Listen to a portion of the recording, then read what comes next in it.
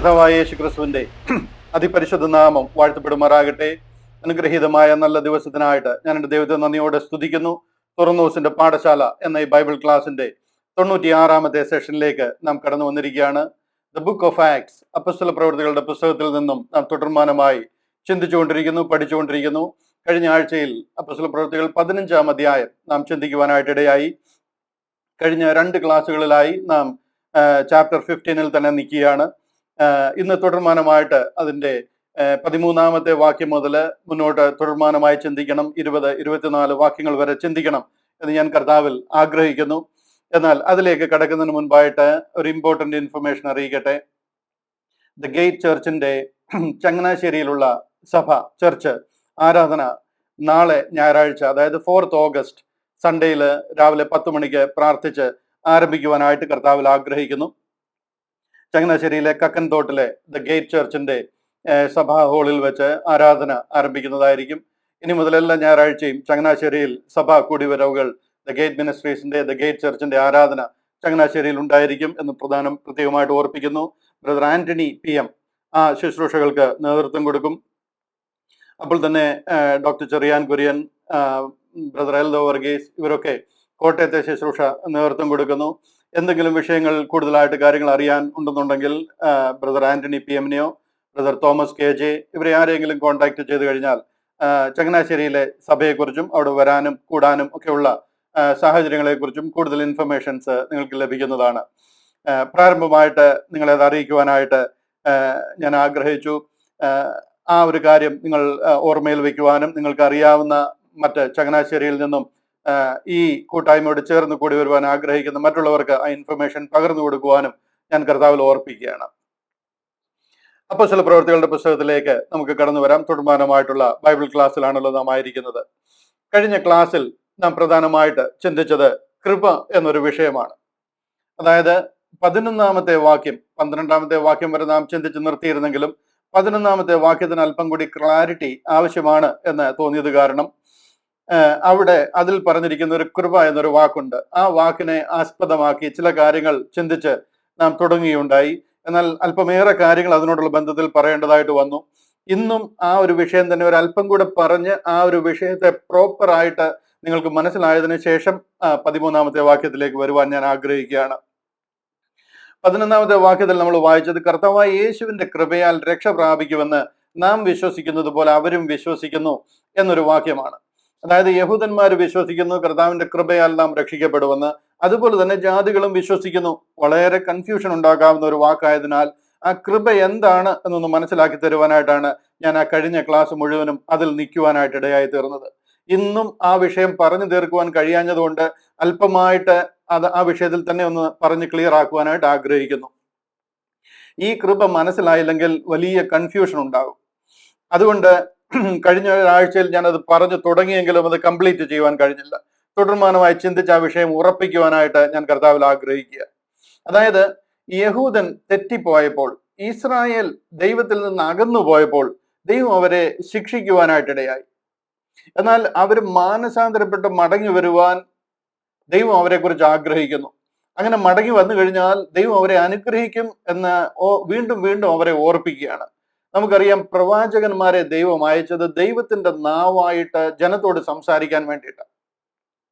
ഈ പ്രവാചകന്മാർ മുഴുവൻ വന്നത് യഹൂദന്മാരുടെ ഇടയിലാണ്. ദൈവം അയച്ചിരിക്കുന്ന ദൈവജനമാ. ദൈവിക കൽപ്പനകളിൽ നിന്നും ദൈവിക പദ്ധതികളിൽ നിന്നും അവർ മാറിപ്പോകുമ്പോഴത്തേന് അവരെ ക്രമീകരിക്കുവാനായിട്ടും അവർ മടങ്ങി വന്ന് യഥാസ്ഥാനപ്പെടുവാനായിട്ടും ദൈവത്തിന്റെ നാവായിട്ട് ദൈവം മനുഷ്യനോട് സംസാരിക്കുവാനായിട്ട് ദൈവം കൽപ്പിച്ചാക്കിയവരാണ് പ്രവാചകന്മാർ എന്ന് പറയുന്നത്. ബൈബിളിൽ നമുക്കറിയാം 5 മേജർ പ്രോഫറ്റ്സും 12 മൈനർ പ്രോഫറ്റ്സുമാണ് ഉള്ളത്. അവർ കൂടെ എല്ലാം സംസാരിക്കുന്നത് എന്താണെന്ന് ചോദിച്ചു കഴിഞ്ഞാൽ 4 കാര്യങ്ങളാണ്.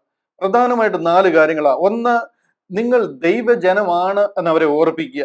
നിങ്ങൾ ദൈവം തിരഞ്ഞെടുത്ത വിശുദ്ധ ജനമാണ്, വീണ്ടെടുക്കപ്പെട്ട ദൈവത്തിന്റെ ദൈവത്തിന്റെ ഒരു അസറ്റാണ്, എനിക്കൊരു പ്രത്യേക സമ്പത്താണ് നിങ്ങൾ. അങ്ങനെ എൻ്റെ ജനമാണ് എന്ന് അവരെ ഓർപ്പിക്കുക പ്രവാചകന്മാരിൽ കൂടി. രണ്ടാമതായിട്ട്, നിങ്ങൾ പാപം ചെയ്ത് ദൈവത്തെ കോപിപ്പിച്ച് നിങ്ങൾ അന്യ ദൈവങ്ങളെ ആരാധിച്ച് അങ്ങേയറ്റം ദൈവത്തിൽ നിന്ന് അകന്നു പോയിരിക്കുന്നു. ദൈവത്തിന് നിങ്ങളോട് കരുണ തോന്നുവാൻ കഴിയാത്ത നിലയിൽ നിങ്ങൾ അകന്നു പോയിരിക്കുന്നു. മൂന്നാമത്തെ പോയിന്റ്, നിങ്ങൾ മടങ്ങി വരാൻ ബുദ്ധി ഉപദേശിക്കുക. മാനസാന്തരപ്പെട്ട് ദൈവത്തിങ്കിലേക്ക് മടങ്ങി വരിക. നിങ്ങളുടെ വിളിയും തിരഞ്ഞെടുപ്പും എന്താണെന്ന് മനസ്സിലാക്കി നിങ്ങൾ തിരിച്ചു വരിക. നിങ്ങളുടെ പാപം എത്ര തന്നെ ആയിരുന്നാലും അത് ഹിമം പോലെ വെളുപ്പിക്കുവാൻ, കടും ചുവപ്പായിരുന്നാലും അതിനെ ഹിമം പോലെ വെളുപ്പിക്കുവാൻ ദൈവത്തിന് കഴിയും. അതുകൊണ്ട് ദൈവത്തിങ്കിലേക്ക് മടങ്ങി വരാൻ പറയുക. നാലാമതായി, നിങ്ങളുടെ പിതാക്കന്മാർക്ക് വാഗ്ദത്തം ചെയ്തിരിക്കുന്ന ഒരു സ്വർഗ രാജ്യം എന്ന ദൈവിക പദ്ധതി ഉണ്ട്. അത് തരാൻ ദൈവം വിശ്വസ്തനാണ്. ഈ 4 കാര്യങ്ങളാണ് ഈ 12 മൈനർ പ്രോഫിറ്റ്സിലൂടെയും 5 മേജർ പ്രോഫിറ്റ്സിലൂടെയും കർത്താവ് അത്യന്തികമായിട്ട് ഇവരെ അറിയിക്കുവാനായിട്ട് ആഗ്രഹിക്കുന്നത്. അങ്ങനെ അവർ മടങ്ങി വരാൻ ദൈവം അവരിൽ നിന്ന് കൃപ കൊടുത്ത് അവരിൽ നിന്ന് വീണ്ടെടുത്തിരിക്കുന്ന ഒരു ചെറിയ ശേഷിപ്പുണ്ട്. അതാണ് അതിനാണ് യെശയ്യാ പ്രവചനം 1:9 പറയുന്നത്, നിങ്ങൾക്ക് ഞാൻ ഒരു ശേഷിപ്പ് അനുവദിച്ചില്ലായിരുന്നുവെങ്കിൽ, അത്യല്പമായ ഒരു ശേഷിപ്പിനെ ദൈവം ബാക്കി വെച്ചിരുന്നില്ലായിരുന്നുവെങ്കിൽ നിങ്ങൾ സോദോമെ പോലെ ആയി പോകുമായിരുന്നു, നിങ്ങൾ ഗോമോറയ്ക്ക് സമമായി പോകുമായിരുന്നു. സ്വർഗത്തിൽ നിന്ന് തീ ഇറക്കി ദൈവം നശിപ്പിച്ച 2 രാജ്യങ്ങളാണ്. നിങ്ങൾ സോദോമിനെ പോലെയും ഗോമോറയെ പോലെയും കത്തിക്കരിഞ്ഞ് തീക്കിരയായി പോയേനെ. അതുപോലത്തെ പാപമാണ് നിങ്ങൾ ചെയ്തിരിക്കുന്നത്. എന്നാൽ ദൈവം നിങ്ങളുടെ ഇടയിൽ അത്യല്പമായ ഒരു ശേഷിപ്പിനെ അവശേഷിച്ചിരിക്കുന്നു. ഒരു റെമനന്റിനെ നിങ്ങളുടെ ഇടയിൽ നിന്ന് ദൈവം വേർതിരിച്ചിരിക്കുന്നു. ആ ഒരു റെമനന്റിന്റെ ഭാഗമായി തീരുവാനായിട്ട് ദൈവം അവരോട് അരുളി ചെയ്യുകയാണ്. ഇതെല്ലാം കൃപായുഗത്തിലെ കർത്താവിന്റെ കാൽവറി ഈ യാഗത്തിന് ശേഷമുള്ള കൃപയും ഈ ഒരു കൃപയും തമ്മിൽ വളരെ വ്യത്യാസമുണ്ട്. അതിനെ നമ്മൾ ആധികാരികമായിട്ട് മനസ്സിലാക്കണം. അത് മനസ്സിലായില്ലെന്നുണ്ടെങ്കിൽ ദൈവം ഇവർക്ക് കൊടുക്കാമെന്ന് പറഞ്ഞ ഒരു കൃപ, ദൈവത്തിന്റെ കരുണയാൽ നിങ്ങൾ മടങ്ങി വരാനായിട്ട് ദൈവം അവരോട് കാണിക്കുന്ന ഒരു കൃപയും, കർത്താവ് കാൽവറിയിലൂടെ യാഗമായി തീർന്നതിന് ശേഷം സകല മനുഷ്യർക്കും രക്ഷാകരമായ ദൈവകൃപ ഉദിച്ചുവല്ലോ എന്ന് പറയുന്ന ഒരു കൃപയും തമ്മിൽ വ്യത്യാസമുണ്ട്. ഈ കാലഘട്ടത്തിലെ കൃപായുഗത്തിലെ കൃപ എന്ന് പറഞ്ഞു കഴിഞ്ഞാൽ എല്ലാത്തിലും മേലെ അതാണ്. കൃപ എന്ന് പറഞ്ഞു കഴിഞ്ഞാൽ നമ്മുടെ രക്ഷയ്ക്ക് ഉതകുന്ന ഒരു ദൈവിക ദാനം ആ കൃപ എന്ന് പറയുന്നത്. ഈ 2 വ്യത്യാസങ്ങൾ നമ്മൾ മനസ്സിലാക്കിയില്ല എന്നുണ്ടെങ്കിൽ, ഇത് അറിയാൻ വയ്യാത്ത ഉപദേഷ്ടാക്കന്മാരും ഇത് മനസ്സിലാക്കിയിട്ടില്ലാത്ത ജനവും ഈ വിഷയത്തിൽ ഒത്തിരി തെറ്റിപ്പോകുവാനായിട്ടിടയുണ്ട്. ഉപദേഷ്ടാക്കന്മാർക്ക് ഈ കാര്യം പറഞ്ഞ് ജനത്തെ തെറ്റിച്ച് കളയുവാനായിട്ടിടയായിത്തീരും. അതുകൊണ്ടാണ് ഈ കൃപ തമ്മിലുള്ള വ്യത്യാസം, ഈ കാലഘട്ടത്തിലെ കൃപായുഗത്തിലെ കൃപ എന്താണ് എന്നൊന്ന് മനസ്സിലാക്കി തരുവാനായിട്ട് ഞാൻ ഒരു അല്പം കൂടെ എഫേർട്ട് ഇവിടെ ഇടുന്നത്. ഇവിടെ കൃപ എന്ന വാക്കിന് ഇംഗ്ലീഷ് ഭാഷയിൽ ഉരുത്തിരിഞ്ഞ പല അർത്ഥങ്ങളുമുണ്ട്. എന്നാലും ബൈബിളിൽ പറയുന്ന കൃപ, ആ കൃപയുടെ ബിബ്ലിക്കൽ മീനിങ് അല്ലെങ്കിൽ തിയോളജിക്കൽ മീനിങ്, ദൈവശാസ്ത്രത്തിലെ അർത്ഥം എന്താണെന്ന് ചോദിച്ചു കഴിഞ്ഞാൽ അൺമെറിറ്റഡ് ഫേവർ എന്നാണ്. Getting what you do not deserve, undeserved favour അല്ലെങ്കിൽ അർഹിക്കാത്ത ദാനം, നമ്മൾ യാതൊരു വിധത്തിലും പ്രതീക്ഷിക്കാത്ത അർഹിക്കാത്ത ദാനം നമുക്ക് ലഭിക്കുന്നതിനെ കുറിച്ചാണ്. ഇതിനെയാണ് അമേസിംഗ് ഗ്രേസ് ദൈവം ലോകത്തിന് വെളിപ്പെടുത്തുന്നത്. ഈ അമേസിംഗ് ഗ്രേസ് വെളിപ്പെടുത്തുന്നത് അപ്പോസ്തലനായ പൗലോസിൽ കൂടെയാണ്. കർത്താവായ യേശു കാൽവറിയിലൂടെ നിവർത്തിച്ച ആ രക്ഷണ്യ പ്രവൃത്തിയിലെ വിശ്വാസത്താൽ ജനം രക്ഷിക്കപ്പെടുന്ന ഒരു വലിയ ദൈവിക കൃപയാണ്. അത് ഈ ലോകത്തിന് വെളിപ്പെടാതിരുന്ന ഒരു സ്വർഗീയ മർമ്മമാണ്. അത് വെളിപ്പെടുത്തുന്നത് അപ്പോസ്തലനായ പൗലോസിലൂടെയാണ്. ഈ കൃപയിലാണ് യാതൊരു വിധത്തിലും രക്ഷയ്ക്ക് യാതൊരു സ്കോപ്പുമില്ലാതെ, അതായത് ഇസ്രായേൽ പൗരതയോട് യാതൊരു സംബന്ധവുമില്ലാതെ, വാഗ്ദത്തം എന്ന് പറയുന്ന നിയമത്തിന് അന്യരും പ്രത്യാശയില്ലാത്തവരും, മനസ്സിലായോ, വാഗ്ദത്തത്തിന്റെ നിയമങ്ങൾക്ക് അന്യരും പ്രത്യാശയില്ലാത്തവരുമായി കിടന്നിരുന്ന, യാതൊരു വിധത്തിലും രക്ഷപ്പെടാൻ സ്കോപ്പ് ഇല്ലാതെ, മരിച്ചു കഴിഞ്ഞാൽ കുഴിച്ചിടും, അതിനുശേഷം നമ്മൾ യാതനാ സ്ഥലത്തേക്ക് പോകും, അവിടെ നിന്നും അവസാനം വെള്ള സിംഹാസനത്തിലെ ന്യായവിധിയിൽ വരും, നമ്മുടെ വിധി ന്യായം വായിച്ചു കേൾക്കും, അവിടെ നിന്ന് നിത്യ നരകാഗ്നിയിലേക്ക് പോകും. ഇതായിരുന്നു നമ്മുടെ ഡെസ്റ്റിനി, ഇതായിരുന്നു നമ്മുടെ റൂട്ട്. യാതൊരു വിധത്തിലും രക്ഷിക്കപ്പെടാൻ യോഗ്യതയില്ലാതിരുന്ന സമയത്ത് കർത്താവ് സകല മനുഷ്യർക്കും രക്ഷയ്ക്കായിട്ട് കാൽവറിയിൽ പരമയാഗമായി തീർന്നിരിക്കുക. ആ തങ്ക രക്തം ആ മരക്കുരിശിലൂടെ ഒഴുകിയിരിക്കുക. അതിലെ വിശ്വാസത്താൽ സകല മനുഷ്യർക്കും രക്ഷാകരമായ ദൈവകൃപ എന്ന് പറയുന്ന ഒരു അൺമെറിറ്റഡ് ഫേവർ ആരംഭിച്ചിരിക്കുക. ഇത് അപ്പോസ്തലനായ പൗലോസിൽ കൂടെ വെളിപ്പെട്ടതാണ്. എന്നാൽ ഈ കൃപയല്ല യഹൂദന്മാരോട് ഇതിനു മുമ്പ് പറഞ്ഞിരുന്ന മടങ്ങി വരിക, നിങ്ങളുടെ തെറ്റ് ഞാൻ ക്ഷമിക്കാം, നിങ്ങൾ മടങ്ങി വരിക എന്നൊക്കെ പറയുന്ന അവരോട് കൊടുത്തിരുന്ന ഒരു കൃപയുണ്ട്, ദൈവത്തിന്റെ കരുണയാൽ മടങ്ങി വരിക എന്ന് പറയുന്നത്. ആ കരുണയും കൃപയും ഒക്കെ ഇരിക്കുമ്പോഴും അവർ ദൈവിക കൽപ്പനകൾ മുഴുവനും അനുസരിക്കണം. ന്യായപ്രമാണത്തിലെ മുഴുവൻ കൽപ്പനകളും അനുസരിക്കണം. ഒരെണ്ണത്തിൽ പോലും തെറ്റിപ്പോവാൻ പാടില്ല. എന്നാൽ ഈ കാലഘട്ടത്തിൽ അങ്ങനല്ല. ഈ കാലഘട്ടത്തിൽ എന്ന് പറഞ്ഞു കഴിഞ്ഞാൽ കർത്താവിന്റെ കൃപയാൽ നാം രക്ഷിക്കപ്പെട്ടിരിക്കുക. കൃപയ്ക്ക് അപ്പുറത്ത് നമുക്ക് വേറെ യാതൊരു കാര്യങ്ങളും ചെയ്യേണ്ടതായിട്ടില്ല. ന്യായപ്രമാണത്തിൽ ഒരു പ്രവൃത്തിയും ചെയ്തു കാണിച്ചിട്ടുള്ള നാം ഇന്ന് രക്ഷിക്കപ്പെടുന്നത് കൃപയാലല്ലോ, വിശ്വാസം മൂലം നാം രക്ഷിക്കപ്പെട്ടിരിക്കുന്നത്. നിങ്ങൾക്ക് അതിന്റെ വ്യത്യാസം മനസ്സിലാകുന്നുണ്ട് എന്ന് ഞാൻ വിശ്വസിക്കുന്നു. ഈ കൃപയാണ് കാട്ടൊലിവായിരുന്ന യാതൊരു യാതൊരു രക്ഷയ്ക്കും വഴിയില്ലാതെ നിന്നിരുന്ന നാം രക്ഷിക്കപ്പെടുന്നത്. എനിക്ക് പലരും നിങ്ങളെ ഈ കൃപയുടെ കാര്യത്തിൽ തെറ്റിക്കാനായിട്ടുള്ള ചാൻസ് ഞാൻ ഒത്തിരി കാണുന്നുണ്ട്. കാരണം ഇതൊരു വലിയ പിവറ്റൽ പോയിന്റ്. അതുകൊണ്ട് തന്നെ ഒരല്പം ഡീറ്റെയിൽ ആയിട്ട് അതിനെ ഒന്ന് മനസ്സിലാക്കി തരണം. ഞാൻ ഈ കൃപയുടെ ഡെഫിനിഷൻ ഒന്ന് കാണിക്കാം. നിങ്ങൾക്ക് കാണാൻ കഴിയുന്നുണ്ടോ? കൃപ എന്ന് പറഞ്ഞു കഴിഞ്ഞാൽ ബ്രിട്ടാനിക്കായാലും അതിനെക്കുറിച്ച് പറഞ്ഞിരിക്കുന്നതിന്റെ ഡെഫിനേഷൻ ഇങ്ങനെയാണ്: ഗ്രേസ്.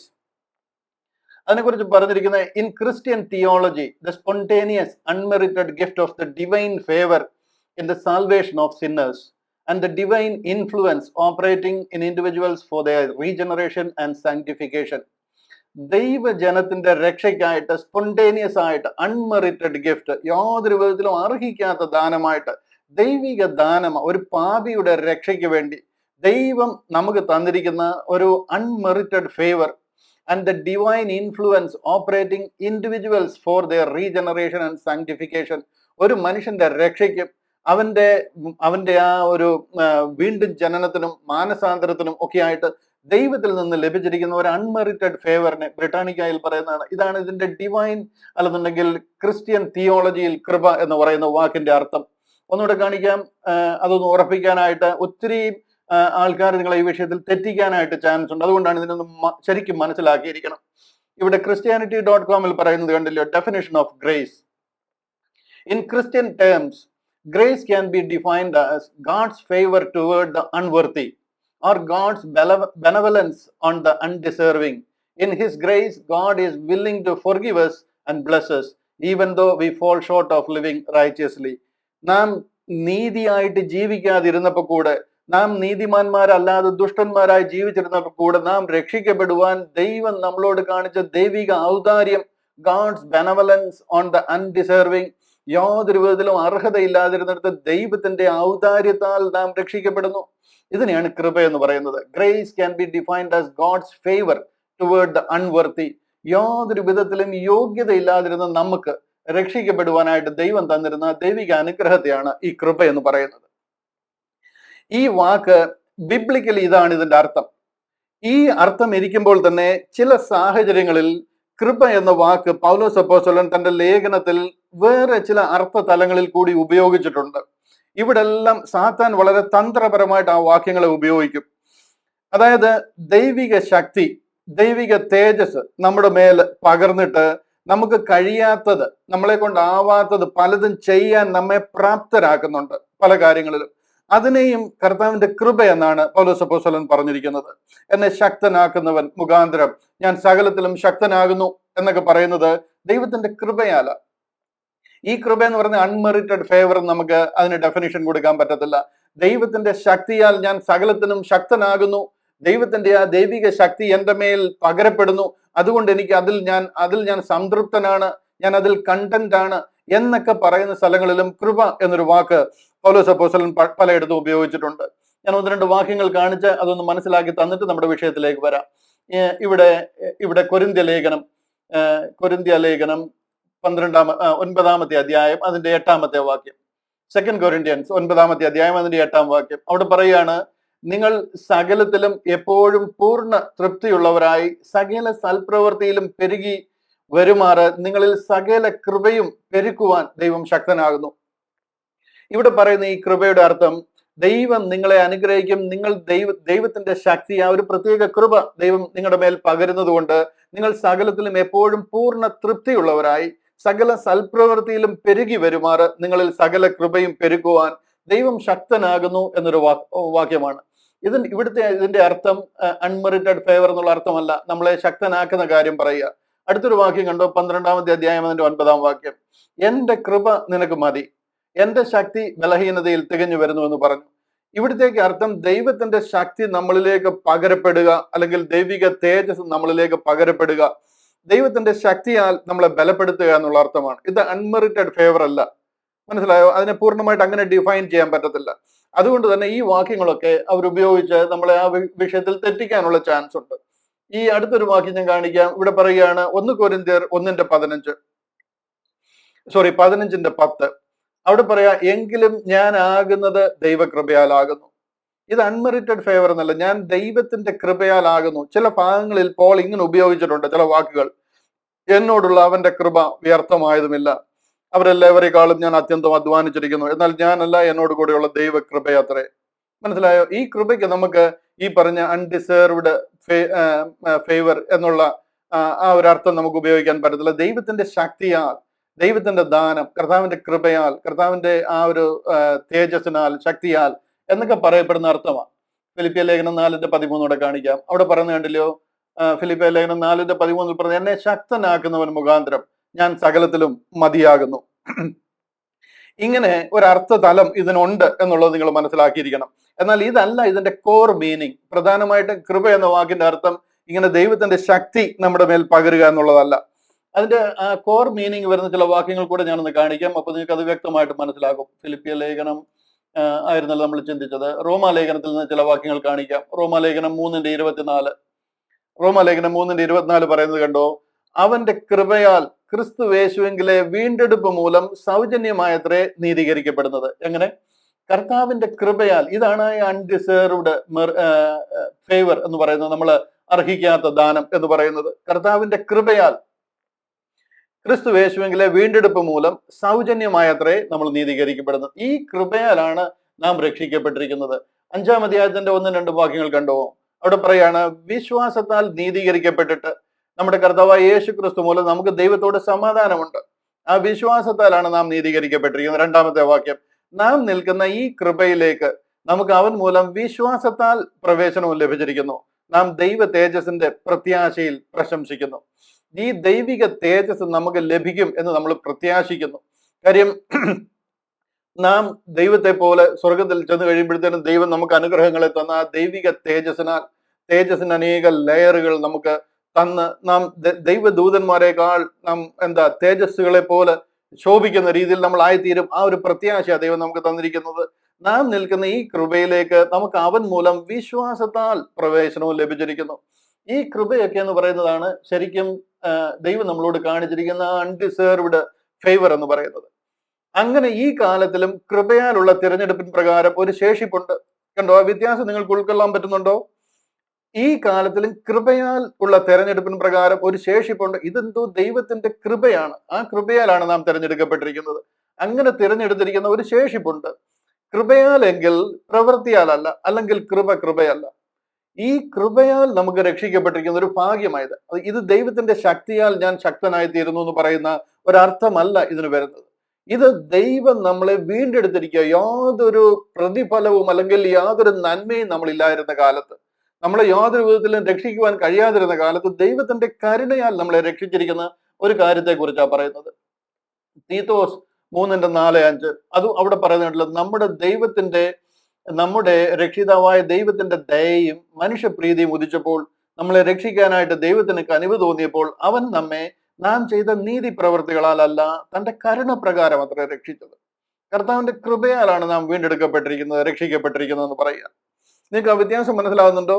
ആദ്യം വായിച്ച ഒരു സെറ്റ് വാക്യങ്ങൾ, അതായത് കൊരിന്ത്യർ ലേഖനത്തിൽ നിന്നും ഫിലിപ്പിയ ലേഖനത്തിൽ നിന്നൊക്കെ ഞാൻ വായിച്ച് കേൾപ്പിച്ച ഒരു വാക്യത്തിന് ദൈവിക ശക്തി നമ്മുടെ മേൽ പകരപ്പെടുന്നുവെന്നും ആ ദൈവിക ശക്തി എനിക്ക് സഫീഷ്യന്റ് ആണെന്നും ദൈവിക ആ ഒരു തേജസ്, ദൈവത്തിന്റെ ആ ഒരു കൃപ ഒക്കെ നമ്മുടെ മേൽ പകരപ്പെടുന്നതിനെ കുറിച്ചും പറഞ്ഞിരുന്നു. എന്നാൽ അതല്ല 2-ാമത്തെ സെറ്റിൽ ഞാൻ ഈ വായിച്ച് കേൾപ്പിക്കുന്നത്.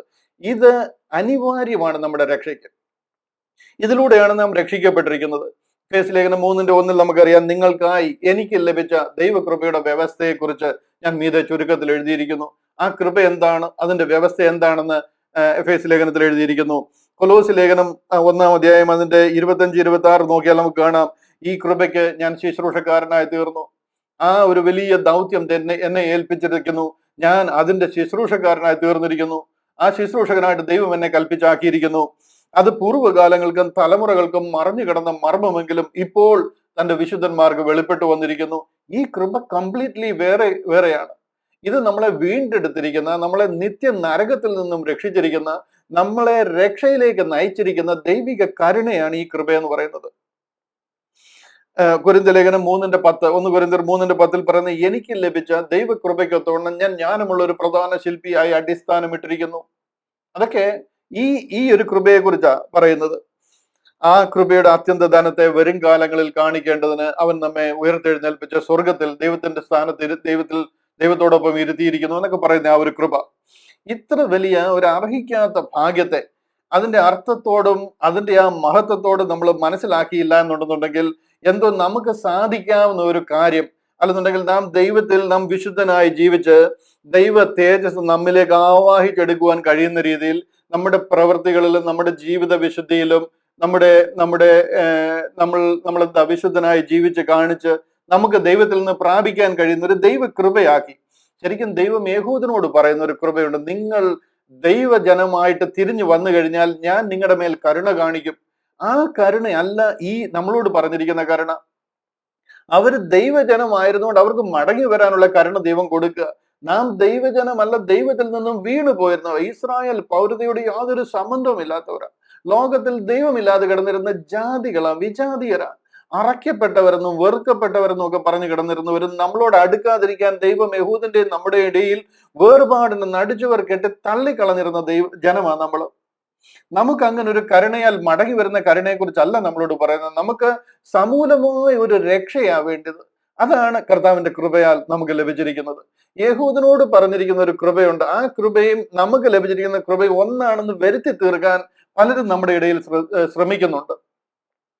നാം നല്ലവണ്ണം ജീവിച്ച് മാന്യമായി സംസാരിച്ച് ബൈബിളിലെ കഥകളൊക്കെ പറഞ്ഞും പഠിപ്പിച്ചും ജീവിച്ചു കഴിഞ്ഞാൽ യേശുവെ പോലെ ആയിത്തീരുമെന്നും കർത്താവിന്റെ ആ തേജസ് നമ്മിലേക്ക് ആവാഹിച്ചെടുക്കാൻ പറ്റുമെന്നും അതിനെയാണ് കൃപ എന്ന് പറയുന്നതെന്നും ഒക്കെ ചില ചില ചില പഠിപ്പീരുകൾ ഈ ദിവസങ്ങളിൽ യൂട്യൂബിൽ കാണുവാനായിട്ടിടയായി.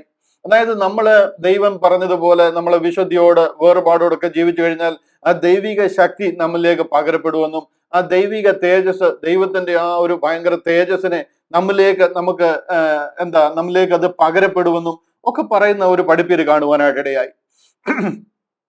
അതായത് മനുഷ്യന്റെ ഇപ്പൊ ഒരു മനുഷ്യനെ കണ്ടു കഴിയുമ്പോഴത്തേക്ക് നമ്മൾ പറയണ്ടോ ആ മനുഷ്യന്റെ മുഖത്തെ തേജസ് കണ്ടോ എന്ന് പറഞ്ഞു കഴിഞ്ഞാൽ അദ്ദേഹം എന്തോ വളരെ വിശുദ്ധനാണ്, നല്ല മനുഷ്യനാണ്, നല്ല രീതിയിൽ ജീവിക്കുന്നതുകൊണ്ട് ദൈവം അദ്ദേഹത്തിന്റെ മുഖത്ത് ആ തേജസ് പകർന്നിരിക്കുകയാണ്. അങ്ങനെയുള്ള ഒരു തേജസ്, ആ തേജസ് നമുക്കും പ്രാപിക്കാൻ പറ്റും. അതിലൂടെയാണ് നമ്മൾ രക്ഷപ്പെടുന്നത് എന്നുള്ളൊരു പഠിപ്പീര്. എന്തൊരു ഗ്രേസ് ഉള്ള മനുഷ്യനാണ് എന്നൊക്കെ നാട്ടുകാർ പറയുന്നത് നമ്മൾ കേട്ടിട്ടുണ്ടല്ലോ എന്നൊക്കെ ചോദിച്ച് അദ്ദേഹം പഠിപ്പിക്കുന്നത് കണ്ടു. അങ്ങനെ ഒരു മുഖകാന്തിയോ അല്ലെന്നുണ്ടെങ്കിൽ ദൈവത്തിൽ നിന്ന് എന്തെങ്കിലും പ്രത്യേക ശക്തി പ്രാപിക്കുന്നതിനെയോ അല്ല കാത്തിരുന്ന് നമ്മൾ എന്തെങ്കിലും ദൈവിക അനുഗ്രഹം പ്രാപിക്കുന്നതിനെ അല്ല ആക്ച്വലി നമുക്ക് വേണ്ടി ദൈവം തുറന്ന ദൈവകൃപ എന്ന് പറയുന്നത്. ബൈബിളിൽ പറയുന്ന കൃപ എന്ന് പറയുന്നത് ഇതൊന്നുമല്ല. നമുക്ക് ഓരോരുത്തർക്കും ആ കൃപ പ്രാപിക്കാമെന്നൊക്കെ നമുക്ക് ഓരോ വാഗ്ദാനങ്ങൾ തരുന്നത് ഞാൻ കണ്ടു. നമ്മുടെ മുഖകാന്തി വർദ്ധിക്കും, നമ്മുടെ സംസാരവും പെരുമാറ്റവും ഒക്കെ കൂടെ വളരെ ഹൃദ്യമാകും അത് വന്നു കഴിഞ്ഞാൽ. അതാണ് കൃപ ലഭിച്ച ഒരാൾ എന്നൊക്കെ പറയുകയും പഠിപ്പിക്കുകയും ചെയ്യുന്ന കാണുവാനായിട്ട് ഇടയായി. ഒരു നല്ല കാര്യം കൊണ്ട് അതിമഹത്തായ മറ്റൊരു കാര്യത്തെ മറയ്ക്കുന്ന ഒരു പ്രവണതയാ കാണുന്നത്. കൃപ എന്ന് പറയുന്നത് നല്ല കാര്യം തന്നെയാണ്, ദൈവത്തിൽ നിന്ന് ശക്തി പ്രാപിക്കുക എന്ന് പറയുന്നത് നല്ല കാര്യം തന്നെയാണ്. പക്ഷെ ആ കൃപയാലല്ല നാം രക്ഷിക്കപ്പെട്ടിരിക്കുന്നത്. ഈ കാലഘട്ടത്തിലെ കൃപ എന്ന് പറയുന്നത് നമുക്ക് യാതൊരു യോഗ്യതയും ഇല്ലായിരുന്ന സ്ഥലത്ത് നമ്മളെ സമൂലമായിട്ട് വീണ്ടെടുക്കുവാനായിട്ട്, വിശ്വാസത്താൽ നാം രക്ഷിക്കപ്പെടുവാനായിട്ട് ദൈവത്തിന് കരുണ തോന്നി നമ്മുടെ മേൽ പകർന്നിരിക്കുന്ന ഒരു വലിയ കൃപയാണ്. അതിനെ ഒരു ചെറിയ അല്ലെന്നുണ്ടെങ്കിൽ നമ്മൾ നേരെയാകാനായിട്ട് യഹൂദനോട് ദൈവം കാണിക്കാം എന്ന് പറഞ്ഞിരുന്ന ആ കൃപയും കൊണ്ട് അതിനെ റീപ്ലേസ് ചെയ്യാൻ പാടില്ല. എന്താ പറയുന്നത്, ഇവിടെ ശരിക്കും പറഞ്ഞു കഴിഞ്ഞാൽ വലിയ തെറ്റാണോ ചെയ്യുന്നതെന്ന് ചോദിച്ചു കഴിഞ്ഞാൽ പ്രത്യക്ഷത്തിൽ അതൊരു തെറ്റായിട്ട് നമുക്ക് തോന്നത്തില്ല. നല്ല കാര്യമാണല്ലോ അദ്ദേഹം പറയുന്നത്. ഒരു കൃപ കൊണ്ട് ദൈവം നമ്മളെ ശക്തിപ്പെടുത്തുന്ന കാര്യമാണല്ലോ പറയുന്നത് നമുക്ക് വേണമെങ്കിൽ തോന്നാം. പക്ഷെ എന്നുണ്ടെങ്കിൽ ആ കൃപ കൊണ്ട് ശക്തിപ്പെടുന്ന കാര്യത്തിലല്ല നമ്മൾ രക്ഷിക്കപ്പെട്ടിരിക്കുന്നത്. അതിന് നമുക്ക് യോഗ്യതയില്ലായിരുന്നു. അത് നമുക്ക് ആപ്ലിക്കബിൾ ആയിട്ടുള്ള കൃപയല്ല. അത് യഹൂദനോട് പറഞ്ഞിരിക്കുന്ന കൃപയാണ്. അവര് ദൈവജനവും വീണ്ടെടുക്കപ്പെട്ട ദൈവത്തിന്റെ സന്താനങ്ങളുമാണ്. അവരും പോയി കഴിഞ്ഞപ്പോൾ അവരെ മടങ്ങി വരുത്തുവാനായിട്ട് അവരുടെ മേൽ പകരും എന്ന് പറഞ്ഞ കൃപയാണത്. അതിലൂടെ അല്ല നാം രക്ഷിക്കപ്പെടുന്നത്. ആ ഒരു വലിയ വ്യത്യാസം നമ്മൾ മനസ്സിലാക്കണം. ഇവിടെ ദൈവദൂഷണം എന്നാണ് ശരിക്കും ഞാൻ അതിനെ പറയുന്നത്. യൂദായുടെ ലേഖനം 1-ാം അധ്യായത്തിന്റെ 4-ാം വാക്യത്തിലൊക്കെ പറയുന്നത് നമ്മുടെ ദൈവത്തിന്റെ കൃപയെ ഏകനാഥനും നമ്മുടെ കർത്താവുമായ യേശു ക്രിസ്തുവിനെ നിഷേധിക്കുന്ന അഭക്തരായ ചില മനുഷ്യർ നുഴഞ്ഞു വന്നിരിക്കുന്നു എന്നൊക്കെ പറയുന്നതിനോടാണ് ഞാൻ ഇത് ഉപമിക്കുന്നത്. കാര്യം ഈ കാലഘട്ടത്തിൽ നമുക്ക് ലഭിച്ചിരിക്കുന്ന കൃപയെ വളരെ നിസ്സാരവൽക്കരിച്ചിരിക്കുക. എന്തോ വിശുദ്ധ ജീവിതത്തിലൂടെ നല്ല പ്രവൃത്തികളിലൂടെ ആർക്കും നേടിയെടുക്കാവുന്ന ഒരു കൃപയാണ്. അങ്ങനെ കൃപ ലഭിച്ചു കഴിഞ്ഞാൽ നമ്മുടെ മുഖത്തിന്റെ ശോഭ വർദ്ധിക്കും, നമ്മളെ കാണുന്നവർ വലിയൊരു ഗ്രേസ് ഉള്ള മനുഷ്യരെന്ന് പറയും എന്നൊക്കെയുള്ള രീതിയിൽ ഞാൻ വിശ്വസിക്കുന്നത്, നമ്മൾ തലയും കുത്തി നിന്നെന്ന് പറഞ്ഞു കഴിഞ്ഞാൽ, നമ്മൾ എന്ത് ചെയ്തെന്ന് പറഞ്ഞു കഴിഞ്ഞാലും രക്ഷിക്കപ്പെടാൻ യാതൊരു വഴിയുമില്ലാതെ തള്ളപ്പെട്ട് കിടന്നിരുന്ന, അറയ്ക്കപ്പെട്ടവരെന്നും വെറുക്കപ്പെട്ടവരെന്നും എന്ന് പറഞ്ഞ് തള്ളപ്പെട്ട് കിടന്നിരുന്ന, നായ്ക്കൾക്ക് തുല്യമായിട്ട് കിടന്നിരുന്ന നമ്മളെ കർത്താവിന്റെ കരുണയാൽ വീണ്ടെടുത്തിരിക്കുന്ന ഒരു ദൈവകൃപയുണ്ട്. അത് ദൈവത്തിന് ഇഷ്ടം തോന്നി, ദൈവം നമ്മുടെ മേൽ, ദൈവത്തിന്റെ ദാനമാണ്. നമ്മൾ എന്തെങ്കിലും പ്രവൃത്തി ചെയ്ത് കാണിച്ചിട്ട് നമുക്ക് ലഭിച്ച കൃപയല്ല.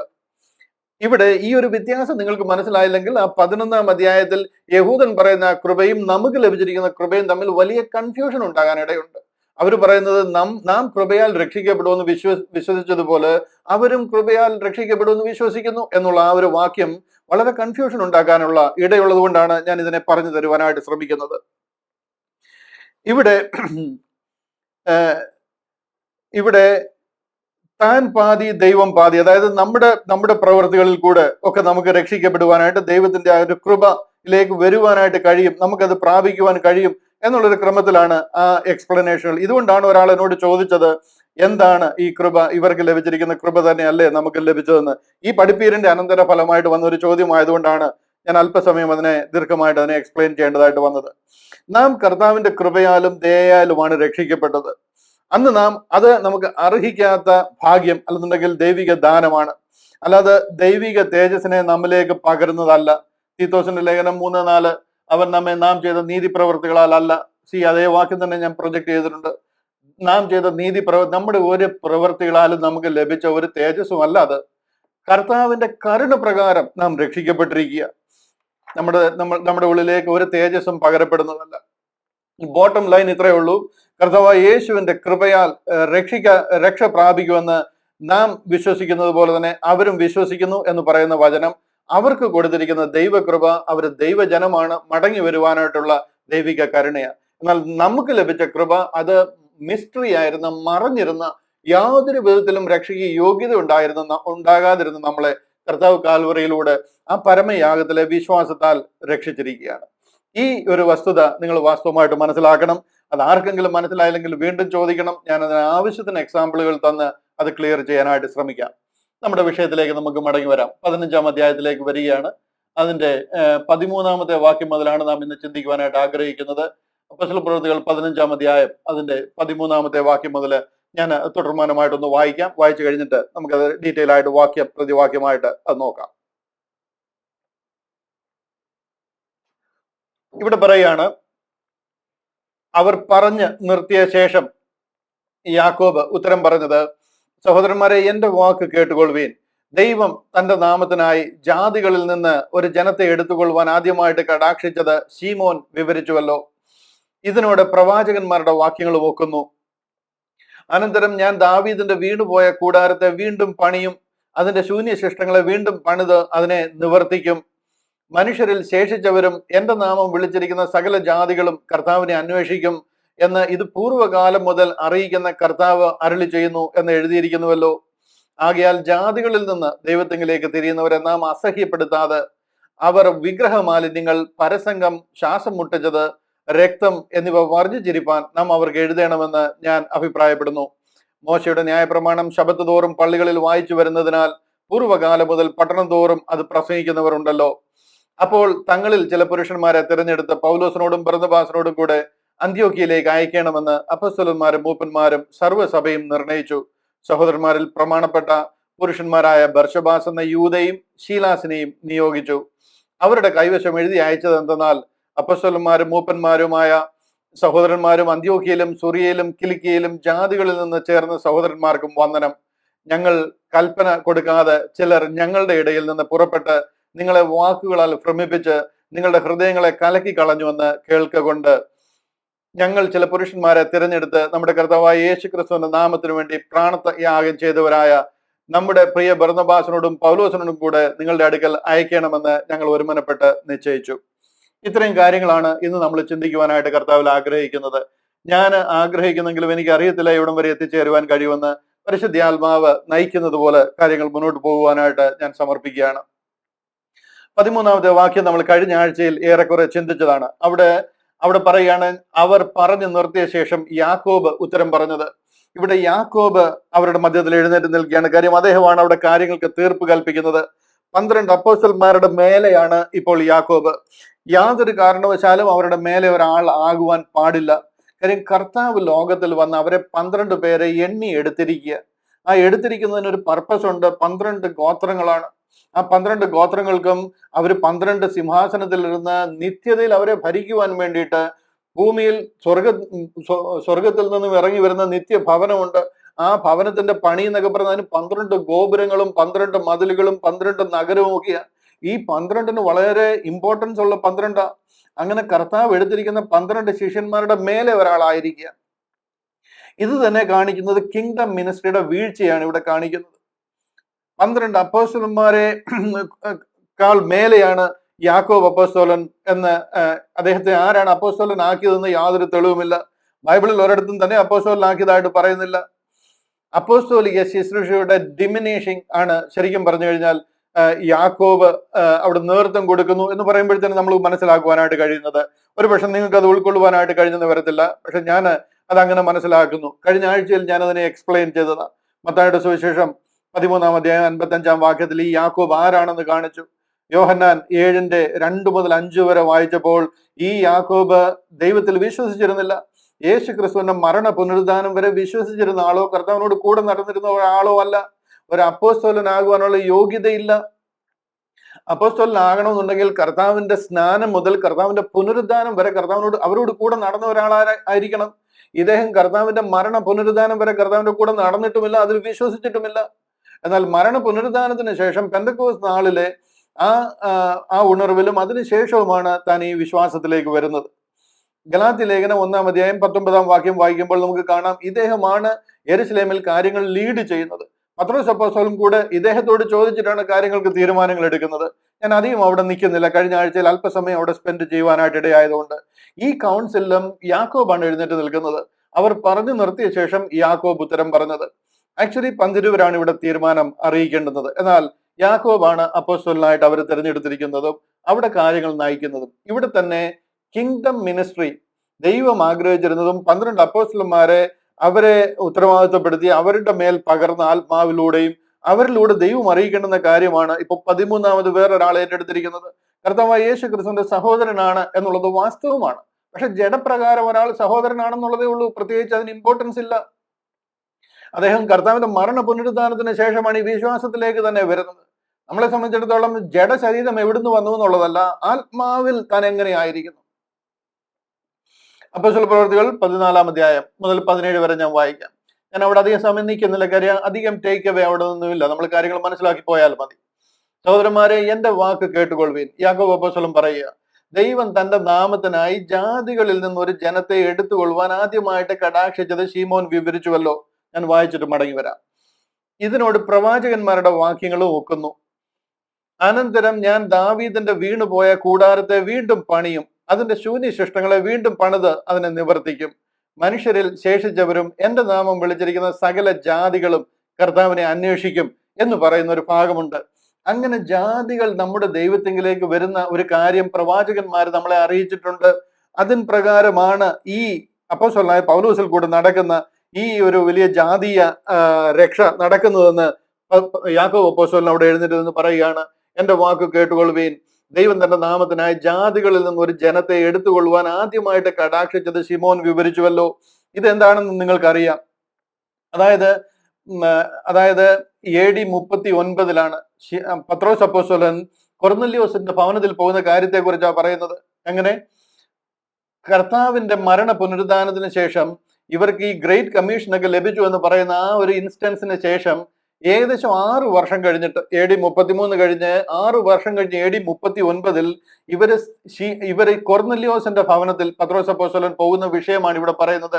എന്റെ വാക്ക് കേട്ടുകൊള്ളുവാൻ ദൈവം തന്റെ നാമത്തിനായി ജാതികളിൽ നിന്ന് ഒരു ജനത്തെ എടുത്തുകൊള്ളുവാൻ ആദ്യമായിട്ട് കടാക്ഷിച്ചത്. അപ്പൊ ആദ്യത്തെ 6 വർഷം ആരും രക്ഷിക്കപ്പെട്ടിരുന്നില്ല, ഇല്ല എന്നുള്ളതിന്റെ അടിസ്ഥാനമായി പറയുന്നത്. ആദ്യമായിട്ട് കൊർന്നല്യോസിന്റെ ഭവനത്തിലാണ് ആദ്യമായിട്ട് കടാക്ഷിച്ചത്. അതിനു മുൻപ് പെന്തക്കോസ് നാളിൽ ഒത്തിരി പേര് വന്നു ചേർന്നു. അവർ ശമരിയയിലും ഫൊയ്നിക്കയിലും എല്ലായിടത്തും പോയി സുവിശേഷം അറിയിച്ചു. ഒത്തിരി പേര് രക്ഷിക്കപ്പെട്ടു എന്നൊക്കെ നിങ്ങൾ പറയുന്നില്ല. ഇത് കണ്ടില്ലേ യാക്കോബ് അപ്പോസ്തലൻ പറയുന്നത്? ഒരു ജനത്തെ എടുത്തുകൊള്ളുവാൻ ആദ്യമായിട്ട് കടാക്ഷിച്ചത് ശീമോൻ വിവരിച്ചുവല്ലോ. അത് ഏത് AD 39 ഇവിടെ ഈ പറയുന്നത് AD 49 10 വർഷം കഴിഞ്ഞിട്ട് 10 വർഷം മുമ്പ് നടന്നൊരു കാര്യം പറയുക. ഈ ചുരുക്കി പറഞ്ഞു കഴിഞ്ഞാൽ അതിന് മുൻപും അതിന് പിൻപും ഒരു ജാതികളെ രക്ഷിക്കപ്പെടുന്ന ഒരു പദ്ധതി അവിടെ നടന്നിട്ടില്ല. ആകെപ്പാടെ പത്രോസ് അപ്പോസ്തലൻ പോകുന്ന കൊർന്നല്യോസിന്റെ വീട്ടിലാണ്. ആ കൊർന്നല്യോസിന്റെ വീട്ടിൽ പോയത് കർത്താവിന്റെ മരണത്തിന് ശേഷം 6 വർഷം കഴിഞ്ഞ്. അതിനുശേഷം ഈ സംഭവം നടക്കുന്ന ജെറുസലേം കൗൺസിൽ കൂടുന്ന AD 49 ആയപ്പോഴും ഇതിനിടയിൽ വേറൊരു സംഭവം നടന്നിട്ടില്ല അങ്ങനെ ജാതികളുടെ ഇടയിൽ പോയതായിട്ട്. ഈ ഒരു പെർട്ടിക്കുലർ പോയിന്റിനെ, വിഷയത്തെ എടുത്തു കാണിച്ചുകൊണ്ട് യാക്കോബ് അപ്പോസ്തലനോട് പറയും, ഒരു ജനത്തെ എടുത്തുകൊള്ളുവാൻ ആദ്യമായിട്ട് കടാക്ഷിച്ചത് ശീമോൻ വിവരിച്ചത് നിങ്ങൾക്ക് ഓർമ്മയുണ്ടല്ലോ. കാര്യം എന്താണെന്ന് ചോദിച്ചു കഴിഞ്ഞാൽ അവിടെ വലിയ ആർഗ്യുമെന്റ് നടക്കുക. എല്ലാവരും എഴുന്നേറ്റ് നിന്ന് ഇവർ ന്യായപ്രമാണം പാലിക്കണം, ഇവർ പരിച്ഛേദന ഏൽക്കണം, ഇവർ മോശ പറഞ്ഞതുപോലെ ചെയ്യണം എന്നൊക്കെ പറഞ്ഞ് ഭയങ്കര വാദം നടക്കുക. അതിന്റെ അവസാനം ഒരു തീർപ്പ് കൽപ്പിക്കാനായിട്ട് അവരുടെ ഇടയിൽ എഴുന്നേറ്റ് നിന്ന് യാക്കോബ് പറയുക, പണ്ട് പത്രോസ് കൊർന്നല്യോസിന്റെ വീട്ടിൽ പോയത് നിങ്ങൾക്ക് ഓർമ്മയുണ്ടല്ലോ എന്ന് പറയുക. അതിനുശേഷവും അവർ ആരുടെയും വീട്ടിൽ പോയിട്ടില്ല എന്നുള്ളത് വളരെ സ്പഷ്ടമാണ്. വരുന്നുണ്ട്, വേറെ വാക്യങ്ങൾ വരുന്നുണ്ട്, അവിടെ ഞാൻ കൂടുതൽ അത് തെളിയിച്ചു തരാം. ഇതിനോട് പ്രവാചകന്മാരുടെ വാക്യങ്ങൾ നോക്കുന്നു. അതായത് പഴയ നിയമത്തിൽ പ്രവാചകന്മാർ ഇതിനെക്കുറിച്ച് പറഞ്ഞിട്ടുണ്ട്. അതുമായിട്ട് ഇത് ടാലി ആവുന്നുണ്ട്. ശരിക്കും ജാതികൾക്ക് വരാൻ പറ്റും. ഇവർക്ക് ഇത് അതിശയമായി. AD 49 മറ്റുള്ളവർക്ക് ഒരു പിടിയും കിട്ടുന്നില്ല. എങ്ങനെയപ്പ ഇവർ ജാതികൾ ഇതിലേക്ക് വരുന്നതെന്ന്. ഇവരുടെ ഇടയിൽ, ഒരു ജാതികളുടെ ഇടയിൽ ഇവർ പോയിട്ടില്ല എന്നുള്ളതിന്റെ വളരെ ക്ലിയർ തെളിവാണ്. അത് അവരെ ഒന്ന് പറഞ്ഞു മനസ്സിലാക്കാനായിട്ട് യാക്കോബ് അപ്പോസ്തലൻ പറയുക, പ്രവാചകന്മാരുടെ വാക്യങ്ങൾ അതിനോട് ഒക്കുന്നു. പ്രവാചകന്മാരിൽ കൂടെ നമ്മളെ അറിയിച്ചിട്ടുണ്ട് ജാതികൾ ഇതിലേക്ക് വരുമെന്ന്. അത് പറയേണ്ടുന്നത് കർത്താവിന്റെ മരണ പുനരുദ്ധാനം കഴിഞ്ഞ് ഇവർക്ക് ഗ്രേറ്റ് കമ്മീഷൻ കിട്ടിയതിന്റെ പിറ്റേ ദിവസവും അല്ലെ പിറ്റേ ആഴ്ചയിലും ഒക്കെ സംസാരിക്കേണ്ട വിഷയമായത്. 19 വർഷം കഴിഞ്ഞിട്ടാണ് ഈ ഡിസ്കഷൻ നടക്കുന്നത്. കാര്യം ഈ കാലത്തൊന്നും ഒരു ജാതിയും രക്ഷിക്കപ്പെട്ടിട്ടില്ല, ഒരു ജാതിയനും ഇതിലേക്ക് വന്നിട്ടില്ല. ഇപ്പോഴാണ് ഇതിന്റെ ആവശ്യം വന്നിരിക്കുന്ന. കാര്യം ഇപ്പോൾ ഇവിടെ ജാതികൾ രക്ഷിക്കപ്പെടുക. പൗലോസ് അപ്പോസ്തലൻ 1ാം മിഷണറി യാത്ര കഴിഞ്ഞിരിക്കുക. ബോഡി ഓഫ് ക്രൈസ്റ്റ് എന്ന ഗലാത്യയിലെ സഭകൾ ആരംഭിച്ചിരിക്കുക. അതുകൊണ്ടാണ് ഇവർക്ക് ഇവിടെ ലെറ്റർ കൊടുക്കുകയും ഇവരെ ക്രിസ്ത്യാനി എന്ന് പേര് വിളിക്കുകയും ഇവര് ഡിസ്പ്യൂട്ട് ഉണ്ടാവുകയും ചെയ്യുന്നത്. ഇപ്പോഴാണ് ഈ കാര്യങ്ങളുടെ ആവശ്യം വന്നിരിക്കുന്നത്. കാര്യം ഇപ്പോഴാണ് ക്രിസ്ത്യാനിറ്റി ഇവിടെ ആരംഭിച്ചിരിക്കുന്നത്. ഇവിടെ ഇവർക്ക് ഗ്രേറ്റ് കമ്മീഷൻ ലഭിച്ചുവെന്നും ഇവര് ജാതികളുടെ അടുത്ത് പോയെന്നും പെന്തക്കോസ്ത് നാളിൽ ഒത്തിരി ജാതികളായ ആൾക്കാരെല്ലാം ഇവരുടെ ഇടയിൽ വന്നുകൂടിയെന്നും ഒക്കെ നമ്മുടെ ഇടയിൽ പഠിപ്പിക്കുന്നുണ്ട്. ഈ ഇടയ്ക്ക് ഒരു വേദ അധ്യാപകൻ ഇങ്ങനെ പറയുന്നതായിട്ട് ഞാൻ എന്റെ ശ്രദ്ധയിൽപ്പെട്ടു. അദ്ദേഹം പറയുന്നത് അപ്പോസ്തല പ്രവൃത്തികൾ 2ാം അധ്യായത്തിൽ കൂടി വന്ന ജനങ്ങളിൽ അല്ലെങ്കിൽ സ്നാനപ്പെട്ട 3000 പേരിൽ ഒരു നല്ല ശതമാനം ജാതികളായിരുന്നു. ഒരു മനുഷ്യൻ ആ കൂട്ടത്തിൽ ജാതികളായിട്ടുണ്ടായിരുന്നു എന്ന് തെളിയിക്കാമെന്നുണ്ടെങ്കിൽ ഒരു നല്ല സമ്മാനം അദ്ദേഹത്തിന് ഞാൻ അയച്ചു കൊടുക്കാം. ഇതാണ് ഇവരുടെയൊക്കെ അണ്ടർസ്റ്റാൻഡിങ്. ഇതിൽ നിന്നുകൊണ്ടാണ് ഇവര് ഉപദേശം പഠിപ്പിക്കുന്നത്. ഇത്ര വലിയ ബ്ലണ്ടർ, ഇത്ര വലിയ തെറ്റിന്റെ കൂനയിലാണ് ഇവർ നിൽക്കുന്നത്. എന്നിട്ടാണ് ഉപദേശങ്ങൾ പഠിപ്പിക്കുന്നത്. അങ്ങനെ ഉപദേശം പഠിപ്പിക്കുമ്പോൾ നമ്മൾ എത്രമാത്രം തെറ്റിലേക്ക് പോകും, എത്രമാത്രം പാരമ്പര്യത്തിന്റെ തെറ്റിൽ അകപ്പെട്ടു പോകും. അവിടെ യഹൂദന്മാരുടെ രക്ഷയും യഹൂദന്റെ പെന്തക്കോസ്ത് പെരുന്നാൾ നടക്കുക. ചിതറിപ്പോയിരിക്കുന്ന യഹൂദന്മാർ അവരുടെ പെന്തക്കോസ്ത് പെരുന്നാൾ ആചരണത്തിന് വേണ്ടി വന്നു ചേർന്നിരിക്കുക. അവിടെ പിതാക്കന്മാരോട് അരുളി ചെയ്തിരുന്ന വാഗ്ദത്ത പ്രകാരം പരിശുദ്ധാത്മാവിനെ അവരുടെ മധ്യത്തിലേക്ക് അയക്കുക.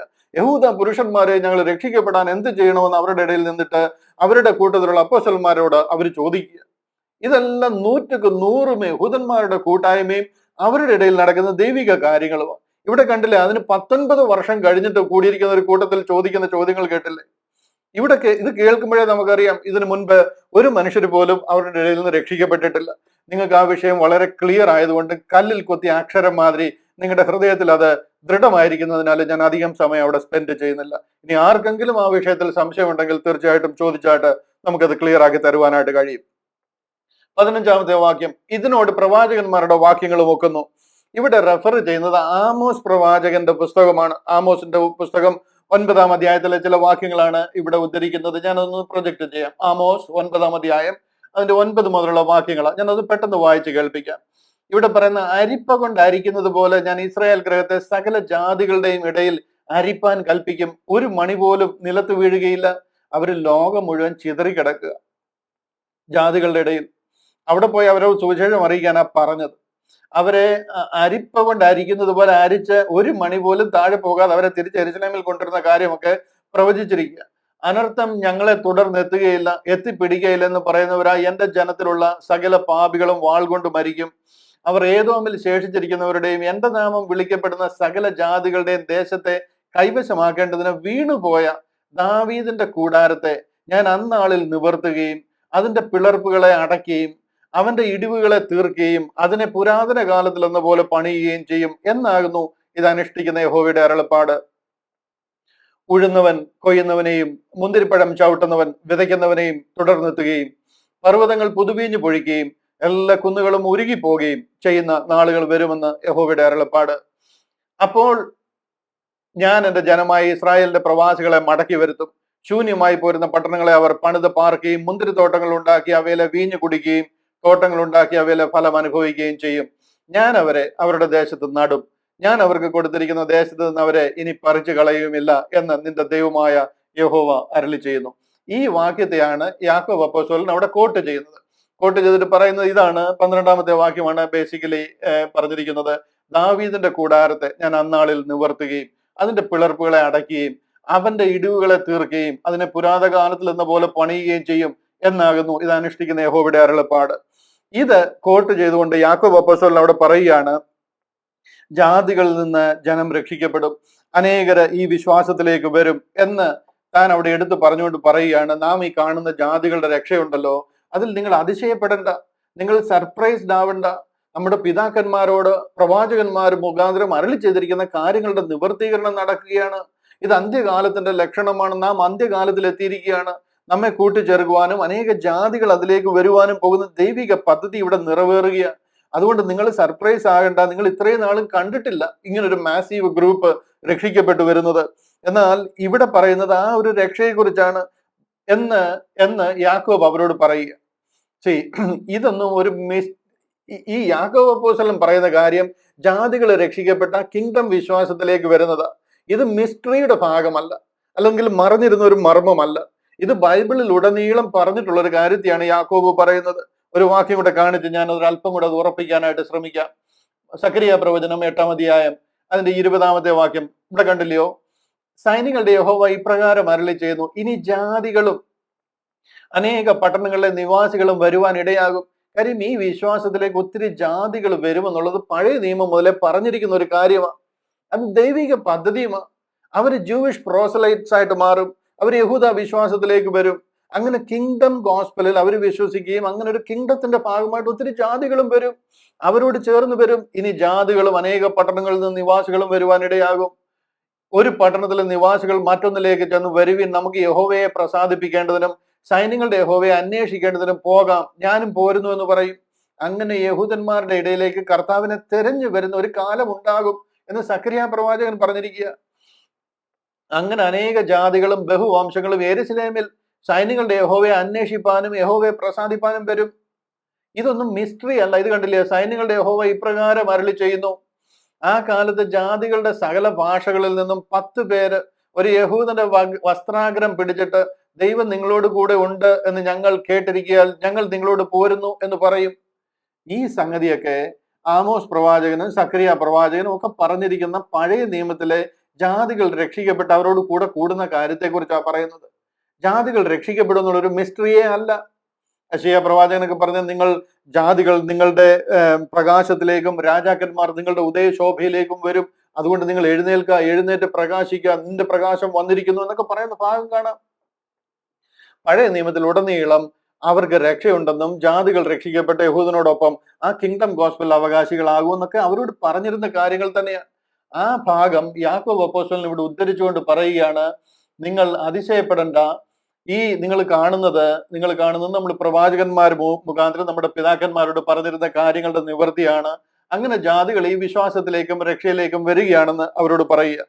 16-ാമത്തെ വാക്യം, അനന്തരം ഞാൻ ദാവീദിന്റെ വീണുപോയ കൂടാരത്തെ വീണ്ടും പണിയും, അതിന്റെ ശൂന്യശിഷ്ടങ്ങളെ വീണ്ടും പണിത് അതിനെ നിവർത്തിക്കും എന്ന് പ്രവാചകന്മാരോട് കർത്താവ് പ്രവാചകന്മാർ മുഖാന്തരം പറഞ്ഞിരിക്കുന്ന കാര്യങ്ങളുടെ നിവർത്തീകരണം നടക്കുകയാണെന്നാണ് യാക്കോബ് ഇവിടെ പറയുന്നത്. മനുഷ്യരിൽ ശേഷിച്ചവരും എന്റെ നാമം വിളിച്ചിരിക്കുന്ന സകല ജാതികളും കർത്താവിനെ അന്വേഷിക്കും എന്ന് പറയുന്ന ആ ഒരു ഭാഗത്തിന്റെ നിവർത്തീകരണമാണ് ഇവിടെ നടക്കുന്നത് എന്ന് യാക്കോബ് അപ്പോസ്തലൻ അവരോട് പറയുകയാണ്. 19-ാമത്തെ വാക്യം, ആകയാൽ ജാതികളിൽ നിന്ന് ദൈവത്തിങ്കിലേക്ക് തിരിയുന്നവരെ നാം അസഹ്യപ്പെടുത്തരുത്. ഇവരെ അസഹ്യപ്പെടുത്തരുതെന്ന് പറയാൻ കാര്യം, ന്യായപ്രമാണം മുഴുവൻ പാലിക്കാൻ അവരോട് പറഞ്ഞു കഴിഞ്ഞാൽ അത് അവർക്ക് സാധിക്കത്തില്ല. അത് അവർക്ക് അസഹ്യമാകും. അതൊരു വലിയ ഉത്തരവാദിത്തമാണ്. ന്യായപ്രമാണം മുഴുവനും ഇവരോട് പാലിക്കാൻ പറഞ്ഞു കഴിഞ്ഞാൽ ജാതികളെ കൊണ്ട് 10 കൽപ്പനകളും 613 സബ് ക്ലോസസുകളും പരിച്ഛേദനയും മറ്റു കാര്യങ്ങളും ഒക്കെ ചെയ്യണമെന്ന് പറഞ്ഞു കഴിഞ്ഞാൽ അത് ഓൾമോസ്റ്റ് ഇമ്പോസിബിൾ, നടക്കുന്ന കാര്യമല്ല. അതുകൊണ്ട് അവരെ അസഹ്യപ്പെടുത്താതെ ആ കാര്യം നിർബന്ധിക്കല്. അതിനു വേണ്ടിയിട്ട് അവരെ നിർബന്ധിക്കാതെ 20-ാമത്തെ വാക്യം, മോശയുടെ ന്യായപ്രമാണം 20-ാമത്തെ വാക്യം, അവർ വിഗ്രഹ മാലിന്യങ്ങൾ, പരസംഗം, ശ്വാസം മുട്ടിച്ചത്, രക്തം എന്നിവ വർജിച്ചിരിപ്പാൻ നാം അവർക്ക് എഴുതണം എന്ന് അഭിപ്രായപ്പെടുന്നു.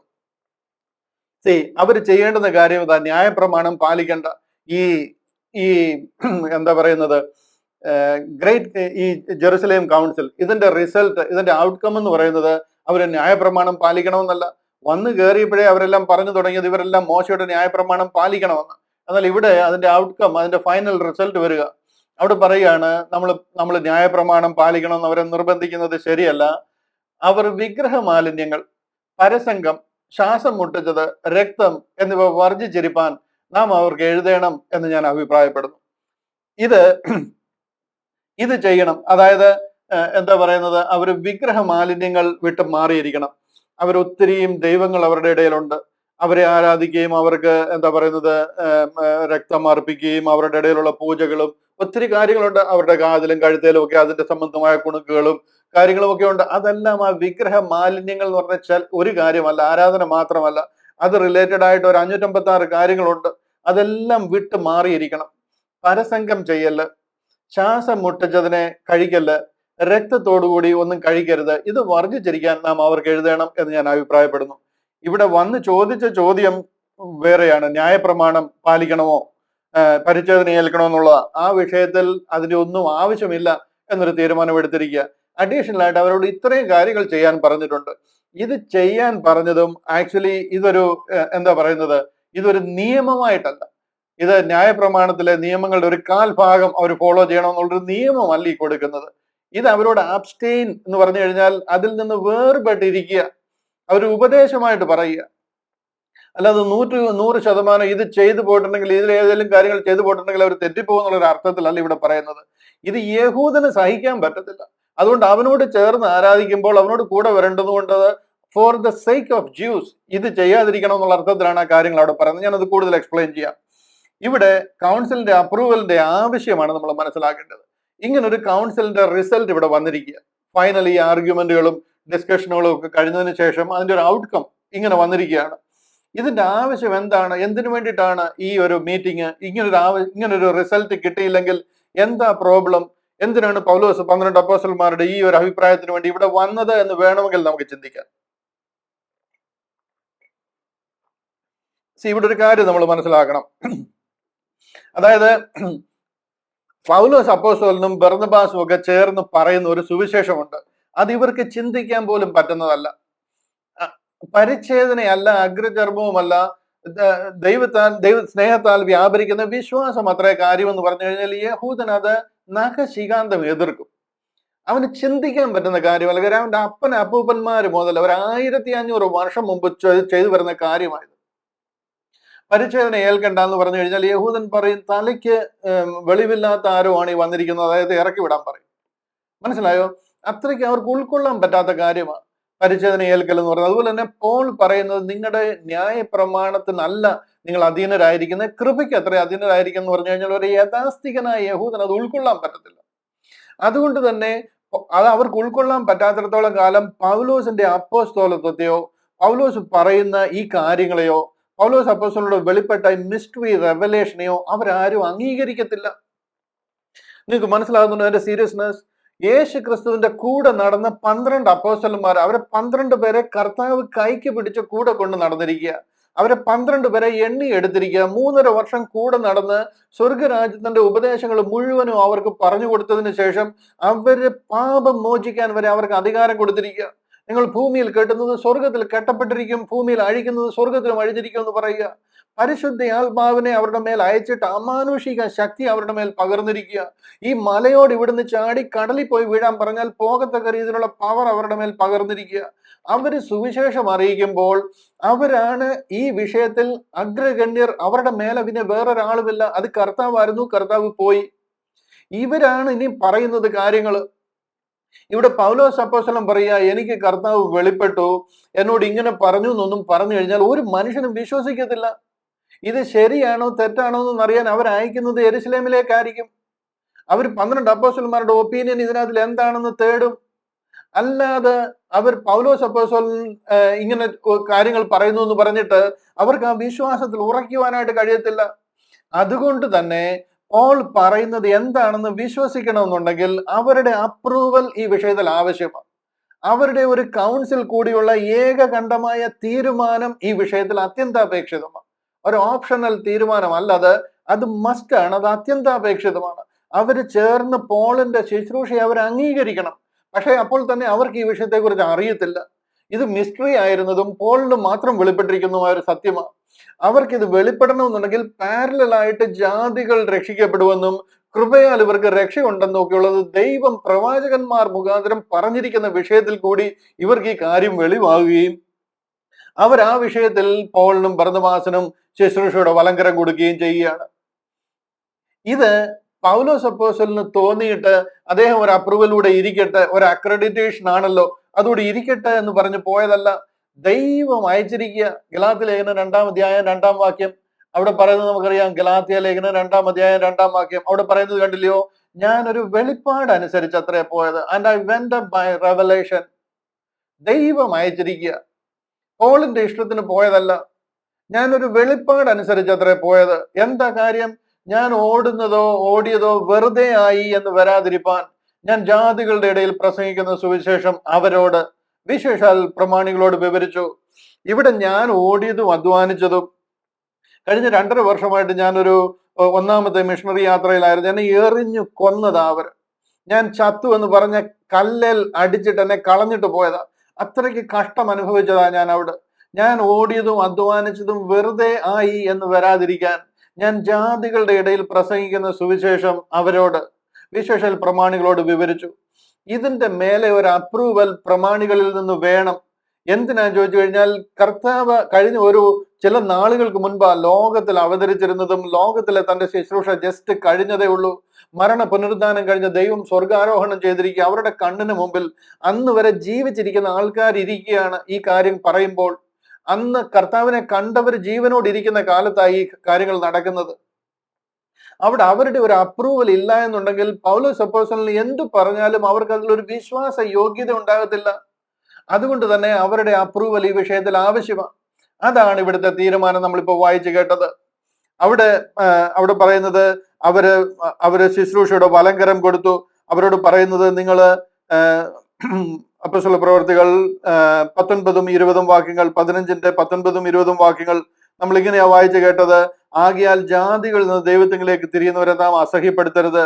അവർ വിഗ്രഹ മാലിന്യങ്ങൾ, പരസംഗം, ശ്വാസം മുട്ടിച്ചത്, രക്തം എന്നിവ വർജിച്ചിരിപ്പാൻ നാം അവർക്ക് എഴുതണം എന്ന് ഞാൻ അഭിപ്രായപ്പെടുന്നു.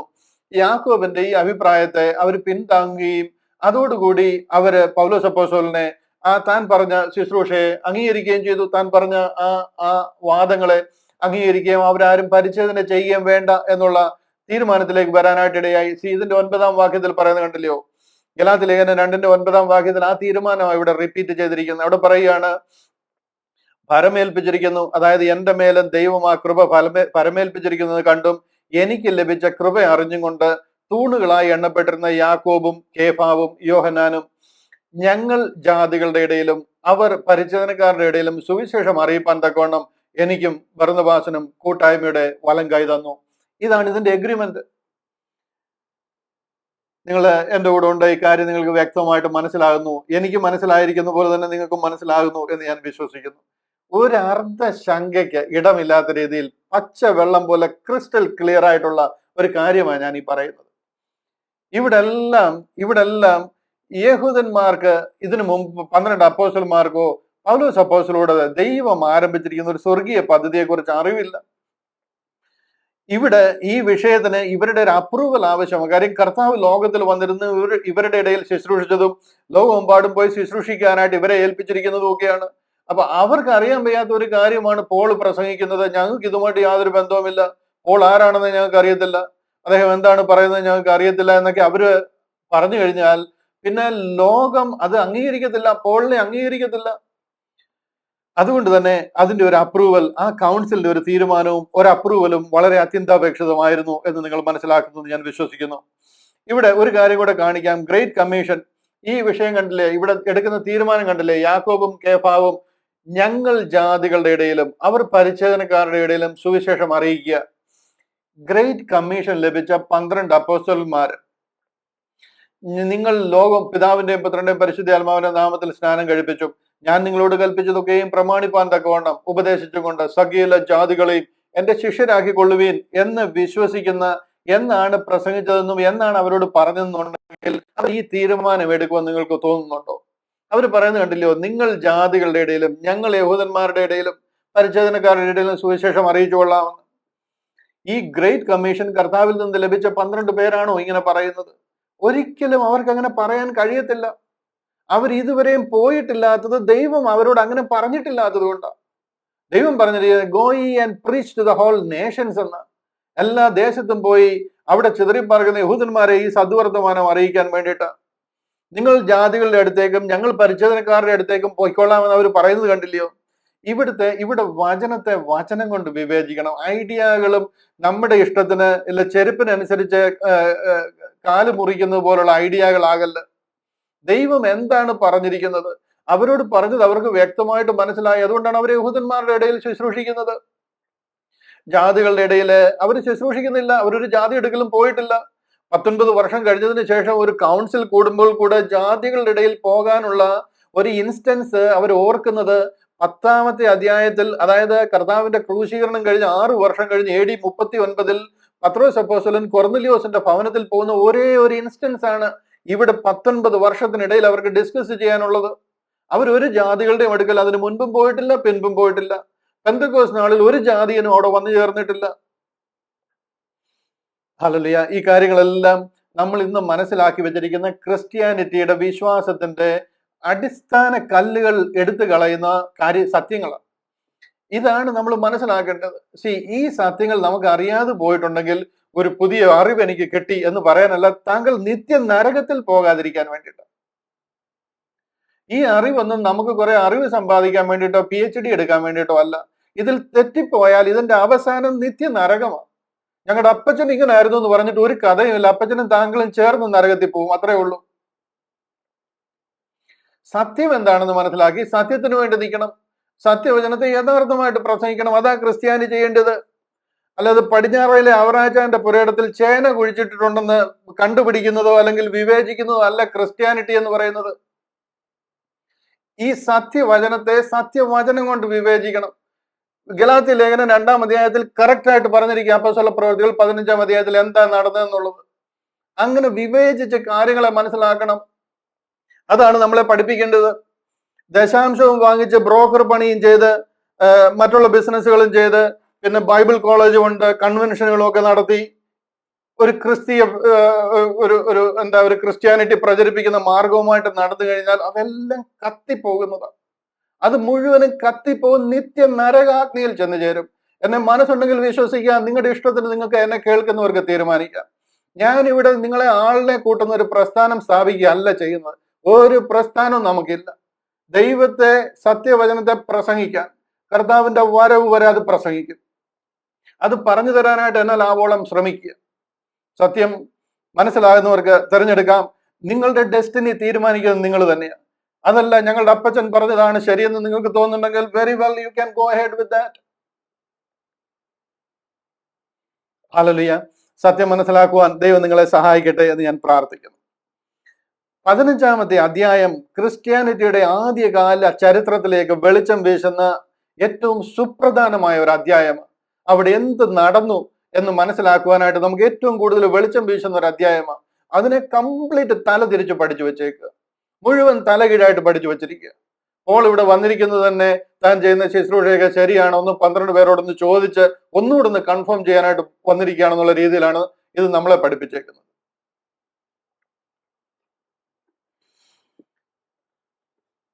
നമ്മൾ സത്യം മനസ്സിലാക്കാതെ നമ്മൾ എന്തിൽ വിശ്വസിച്ചിരിക്കുന്നു ആ വിശ്വാസങ്ങൾക്കും പിതാക്കന്മാരുടെ സമ്പ്രദായങ്ങൾക്കും ഒക്കെ അനുസരിച്ച് നിന്നു കഴിഞ്ഞാൽ നമ്മുടെ ഡെസ്റ്റിനി തീരുമാനിക്കുന്നത് നമ്മൾ തന്നെയാണെന്ന് സ്നേഹത്തോടെ ഞാൻ ഈ തരുണത്തിൽ നിങ്ങളെ ഓർപ്പിക്കുക.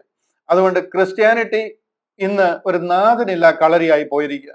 45,000-ലേറെ ഡിനോമിനേഷനുകളായിട്ട് പിരിഞ്ഞിരിക്കുക.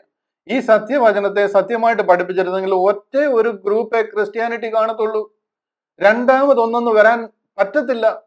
കൃപയാൽ കർത്താവിലെ വിശ്വാസം മൂലം നാം രക്ഷിക്കപ്പെട്ടിരിക്കുന്ന ഒരു ഗ്രൂപ്പ്, അത്രേ ഉള്ളൂ. പിന്നെ ഓരോ ഭവനത്തിലും ഓരോ സിറ്റിയിലും ഒക്കെ ലോക്കൽ ചർച്ചുകൾ ഉണ്ടാവും. ബട്ട് അതിന്റെ എല്ലാം കോർ വിശ്വാസം ഇത് തന്നെ ആയിരിക്കും. നമ്മൾ വിശ്വസിച്ചിരിക്കുന്ന അപ്പോസ്തലന്മാർ ആദ്യം യെരുശലേമിലും പിന്നെ ശമരിയയിലും പിന്നെ ലോകത്തിന്റെ അറ്റത്തോളം പോയി സുവിശേഷം അറിയിച്ചുവെന്നും അവര് ജാതികളായ നാം ഈ രക്ഷാപദ്ധതിയിലേക്ക് അങ്ങനെ അവരിലൂടെ വന്നുവെന്നുമൊക്കെയാണ്. എന്നാൽ ഈ അധ്യായം അർദ്ധശങ്കയ്ക്കിടയില്ലാതെ നമ്മളെ പഠിപ്പിക്കുന്നത് അവർ അതുവരെയും അതിന് പിൻപും മുൻപും യഹൂദന്മാരുടെ ഇടയിൽ മാത്രമാണ് ശുശ്രൂഷിച്ചത്. സഭയുടെ തൂണുകൾ എന്നറിയപ്പെടുന്ന പത്രോസും യാക്കോബും യോഹനാനും ചേർന്ന് ജെറുസലേം കൗൺസിലിൽ അവരുടെ തീരുമാനം അറിയിക്കുക, നിങ്ങൾ ജാതികളുടെ ഇടയിലും ഞങ്ങൾ പരിച്ഛേദനക്കാരുടെ ഇടയിലും ശുശ്രൂഷിച്ചോളാം. ക്രിസ്ത്യാനി എന്ന് പേര് വരുന്നത് ഈ സമയങ്ങളിലാണ്. കാര്യം ഇപ്പോഴാണ് ക്രിസ്ത്യാനിറ്റി ആരംഭിക്കുന്നത്. അവരാരോടും പ്രസംഗിച്ചിട്ടില്ല. യെരുശലേമിൽ അവർ ഇത്രയും നാൾ പ്രസംഗിച്ചിട്ട് ഒരുത്തരും അവരെ ക്രിസ്ത്യാനി എന്ന് വിളിച്ചിട്ടില്ല. കാര്യം അവർ ക്രിസ്ത്യാനിറ്റി പ്രസംഗിച്ചിട്ടില്ല. അവർ യഹൂദന്മാരാണ്. അവർ ജനിച്ചതും യഹൂദനായിട്ടാണ്, ജീവിച്ചതും യഹൂദനായിട്ടാണ്, മരിച്ചതും യഹൂദനായിട്ടാണ്, ഇനി പുനരുദ്ധാനം പ്രാപിക്കുന്നത് യഹൂദനായിട്ടാണ്, നിത്യത്തിലും യഹൂദനായിട്ടാണ് ജീവിക്കുന്നത്. ക്രിസ്ത്യാനി നമ്മൾ അവരെ ആക്കി തീർത്തിരിക്കുക കാര്യങ്ങൾ അറിയാതെ. കാര്യം അവരുടെ എല്ലാം പേരിൽ പള്ളി പണിത് കാര്യങ്ങളെല്ലാം ചെയ്ത് ഓരോരോ ഡിനോമിനേഷനുകൾ ഉണ്ടാക്കി ഇതിലെല്ലാം വന്നിരിക്കുന്ന ഗുലുമാലുകൾ. നമുക്കപ്പോ ചോദിക്കാം, പത്രോസും യോഹന്നാനും യാക്കോബും മറ്റപ്പോസ്തലന്മാരും ഒക്കെ ജാതികളുടെ ഇടയിൽ പോയില്ലേ? അവരൊക്കെ ജാതീയ സ്ഥലങ്ങളിൽ പോയില്ലേ എന്ന് വേണമെങ്കിൽ ചോദിക്കാം. പ്രിയ സ്നേഹിത, അവർ പോയത് ഗ്രേറ്റ് കമ്മീഷൻ അനുസരിച്ച് അവിടെ എല്ലാം പോയി ജാതികളെ രക്ഷിക്കാനായിട്ട് പോയതല്ല. അവർ നിക്കക്കണ്ണി ഇല്ലാതെ ഓടിപ്പോയതാ. യെരുശലേം യുദ്ധം ആരംഭിച്ചപ്പോൾ, ജെറുസലേം റിവോൾട്ട് AD 60-കളിൽ ആരംഭിച്ചപ്പോൾ അവർക്ക് അവിടെ നിൽക്കാൻ പറ്റാതെ ഓടിപ്പോയതാ. അങ്ങനെ ഓടിപ്പോയി സെറ്റിൽ ആയ സ്ഥലങ്ങളാണ് ഈ ആസിയാന്നും കപ്പദോക്കിയാന്നും എന്താ പറയുന്നത് മറ്റ് ഗലാത്തിയ സഭകൾ അല്ലെന്നുണ്ടെങ്കിൽ ടർക്കിയിലെ ആ സ്ഥലങ്ങളിലൊക്കെ അവർ പോയി സെറ്റിൽ ആകുന്നത്. അവിടെ എല്ലാം അവർ പ്രസംഗിക്കുന്നത് യഹൂദന്മാരുടെ ഇടയിലാണ്. അവർ ശുശ്രൂഷിച്ചത് യഹൂദനോടാ. പക്ഷെ എന്നുണ്ടെങ്കിൽ യാക്കോബ് അപ്പോസ്തലൻ ഇവിടെ ഓർപ്പിക്കുന്ന ഒരു കാര്യം നിങ്ങൾ ശ്രദ്ധിച്ചോ? അപ്പോസ്തല പ്രവൃത്തികൾ 15-ൽ നമ്മുടെ പിതാക്കന്മാരോട് ആമോസ് പ്രവാചകനിൽ കൂടെയും യെശയ്യാ പ്രവാചകനിൽ കൂടെയൊക്കെ ഓർപ്പിച്ച ജാതികളെ രക്ഷിക്കപ്പെട്ട് നമ്മുടെ ഇടയിലേക്ക് വരും എന്നുള്ളൊരു സ്വർഗീയ വാഗ്ദത്തം കിടപ്പുണ്ട്. അതിന് പ്രകാരം ജാതികൾ രക്ഷിക്കപ്പെട്ട് വരും. അതുകൊണ്ട് അവരെ അസഹ്യപ്പെടുത്തരുത്. അങ്ങനെ വരുന്നവരെ നമ്മളൂടെ ചേർക്കുന്നതിൽ യാതൊരു വിധത്തിലും വൈമുഖ്യം കാണിക്കരുത് എന്നൊക്കെ യാക്കോബ് അപ്പോസ്തലൻ പറയുന്നത് കണ്ടോ? ആ ഒരു കാഴ്ചപ്പാട് അവരുടെ ഇടയിൽ ഉണ്ടായിരുന്നു. ആ ഒരു കാഴ്ചപ്പാടിലാണ് അവർ പോയ സ്ഥലങ്ങളിലൊക്കെ ശുശ്രൂഷിച്ചതെങ്കിലും അവർ യഹൂദന്റെ ഇടയിൽ മാത്രം ഒതുങ്ങി അവർക്ക് മാത്രമാണ് ശുശ്രൂഷിച്ചിരുന്നത്. അവരുടെ ഇടയിൽ ചില ജാതികളൊക്കെ ആ ഒരു വിശ്വാസത്തിലേക്ക് വന്നിട്ടുണ്ടെങ്കിലും അത് കിങ്ഡം ഗോസ്പലിന്റെ വിശ്വാസത്തിലേക്കാണ് വരുന്നത്. അല്ല കൃപയാൽ രക്ഷിക്കപ്പെടുന്ന ആ ഒരു ബോഡി ഓഫ് ക്രൈസ്റ്റ് എന്ന സഭയുടെ ഭാഗമല്ല. അപ്പോസ്തല പ്രവൃത്തികളുടെ ബാക്ക്ഗ്രൗണ്ട് എന്ന് പറയുന്നത് യഹൂദന്റെ രക്ഷയും സ്വർഗരാജ്യ പ്രവേശനവുമാണ്. എന്നാൽ അതിന്റെ ഫോർഗ്രൗണ്ട് എന്ന് പറയുന്നത് അവരുടെ വീഴ്ചയും ആ രക്ഷ ജാതികളിലേക്ക് പോകുന്നതുമായിട്ടാണ്. 1-ാമത്തെ അധ്യായത്തിലും 2-ാമത്തെ അധ്യായത്തിലും 3, 4, 5, 6 അധ്യായങ്ങൾ ഒന്നും കാണുന്ന കാര്യമല്ല നിങ്ങൾ ഇനിയും കാണാൻ പോകുന്നത്. അതിന്റെ ബാക്ക്ഗ്രൗണ്ട് യഹൂദന്റെ രക്ഷയും സ്വർഗരാജ്യ പ്രവേശനവും ആയിരുന്നെങ്കിലും അതിന്റെ ഫോർഗ്രൗണ്ട് എന്ന് പറയുന്നത് ജാതികളുടെ രക്ഷയും രക്ഷ ജാതികളിലേക്ക് പോകുന്നതും നമുക്ക് ലഭിക്കുന്ന ദൈവിക വീണ്ടെടുപ്പിനെ കുറിച്ചുമാണ് കാണിക്കുന്നത്. ഈ എബ്രായ ലേഖനം, യാക്കോബിന്റെ പുസ്തകം, പത്രോസിന്റെ 1, 2 ലേഖനം, യോഹന്നാന്റെ ലേഖനങ്ങള്, യൂദായുടെ ലേഖനം, ഇതെല്ലാം വിരൽ ചൂണ്ടുന്നത് യഹൂദന്മാരുടെ ഇടയിലെ അവരുടെ ശുശ്രൂഷയാണ്. അപ്പോൾ തന്നെ ഈ ആമോസ് പ്രവാചകൻ അതിന്റെ വാക്യത്തിൽ പറയുന്നത് പോലെ ജാതികൾ അവരോട് ചേരുവാനായിട്ടുള്ള ഇടയുണ്ട്. അവരെ അസഹ്യപ്പെടുത്താതെ അവരെ കൂട്ടിച്ചേർത്ത് പോകുന്ന രീതിയിലുള്ള ഒരു ആരാധനയെ കുറിച്ചാണ് അവിടെ എല്ലാം പറഞ്ഞിരിക്കുന്നത്. അത് എല്ലാം മഹാപീഡന കാലത്ത് ഇനി വരാൻ പോകുന്ന കാര്യങ്ങളാണ്. ഈ സഭ ഇവിടുന്ന് ചേർക്കപ്പെട്ടതിന് ശേഷം ഇവിടെ പീഡനകാലവും മഹാപീഡനകാലവും ആരംഭിക്കും. ആ കാലഘട്ടത്തിൽ ഈ പറയുന്ന ലേഖനങ്ങൾ വള്ളി പുള്ളി വിടാതെ അന്വർത്ഥമായി തീരാൻ പോകുന്ന കാലമാണ്. അന്ന് അനേക ജാതികൾ അവരോട് ചേർന്ന് വരും. ഒരു ചില ജാതികൾ അവരിൽ നിന്ന് രക്ഷിക്കപ്പെടുകയും ചെയ്യും. ഹല്ലേലൂയ. എന്നാൽ ജാതികൾക്കുള്ള അവസരം വളരെ വളരെ സ്ലിം ആയിരിക്കും, തുലവും ചുരുക്കമായിരിക്കും. 1,000,000 രക്ഷപ്പെട്ടാൽ രക്ഷപ്പെട്ടു എന്ന് പറയാം. മക്കളുടെ അപ്പമെടുത്ത് നായ്ക്കുട്ടികൾക്ക് ഇട്ടുകൊടുക്കത്തില്ല എന്ന് പറയുന്ന ഒരു കാലഘട്ടത്തിലേക്ക് തിരികെ പോകുന്ന ഒരു സാഹചര്യമാണ് വരാൻ പോകുന്നത്. അടുത്തൊരു വാക്യം കൂടെ വായിക്കട്ടെ, നമ്മുടെ സമയം തീർന്നുകൊണ്ടിരിക്കുകയാണല്ലോ. പ്രവർത്തികളുടെ പുസ്തകം 19-ാം അധ്യായം അതിന്റെ 15-ാം അധ്യായം അതിന്റെ 20-ാം വാക്യത്തിലേക്ക് വരാം. 20-ാം വാക്യം. അവർ വിഗ്രഹ മാലിന്യങ്ങൾ, പരസംഗം, ശ്വാസം മുട്ടിച്ചത്, രക്തം എന്നിവ വർജിച്ചിരിപ്പാൻ നാം അവർക്ക് എഴുതണം എന്ന് അഭിപ്രായപ്പെടുന്നു. 21. ഇവിടെ പറയുന്നത് 20-ാമത്തെ വാക്യം ഒന്ന് കാണിക്കട്ടെ. ഇംഗ്ലീഷ് കണ്ടില്ല. But that we write unto them that they abstain from pollutions of idols and from fornications. ഇവിടെ കണ്ടില്ലേ, അബ്സ്റ്റെയിൻ ഒരു വാക്കാണ്. അബ്സ്റ്റിനൻസ് എന്ന് പറഞ്ഞു കഴിഞ്ഞാൽ വിട്ടു നിൽക്കുക എന്ന്, ഒഴിവുള്ളവരായിരിക്കുക. ഇവിടെ നിങ്ങൾ മസ്റ്റായിട്ട് ഇത് പാലിക്കണം. അതായത് ന്യായപ്രമാണത്തിന്റെ ഒരു 1/4 ഭാഗമെങ്കിലും നിങ്ങൾ ഫോളോ ചെയ്യണം. അതുകൊണ്ട് ഇത് ഇരിക്കട്ടെ എന്ന് പറഞ്ഞു കൊടുത്ത ഒരു നിയമം അല്ല അത്.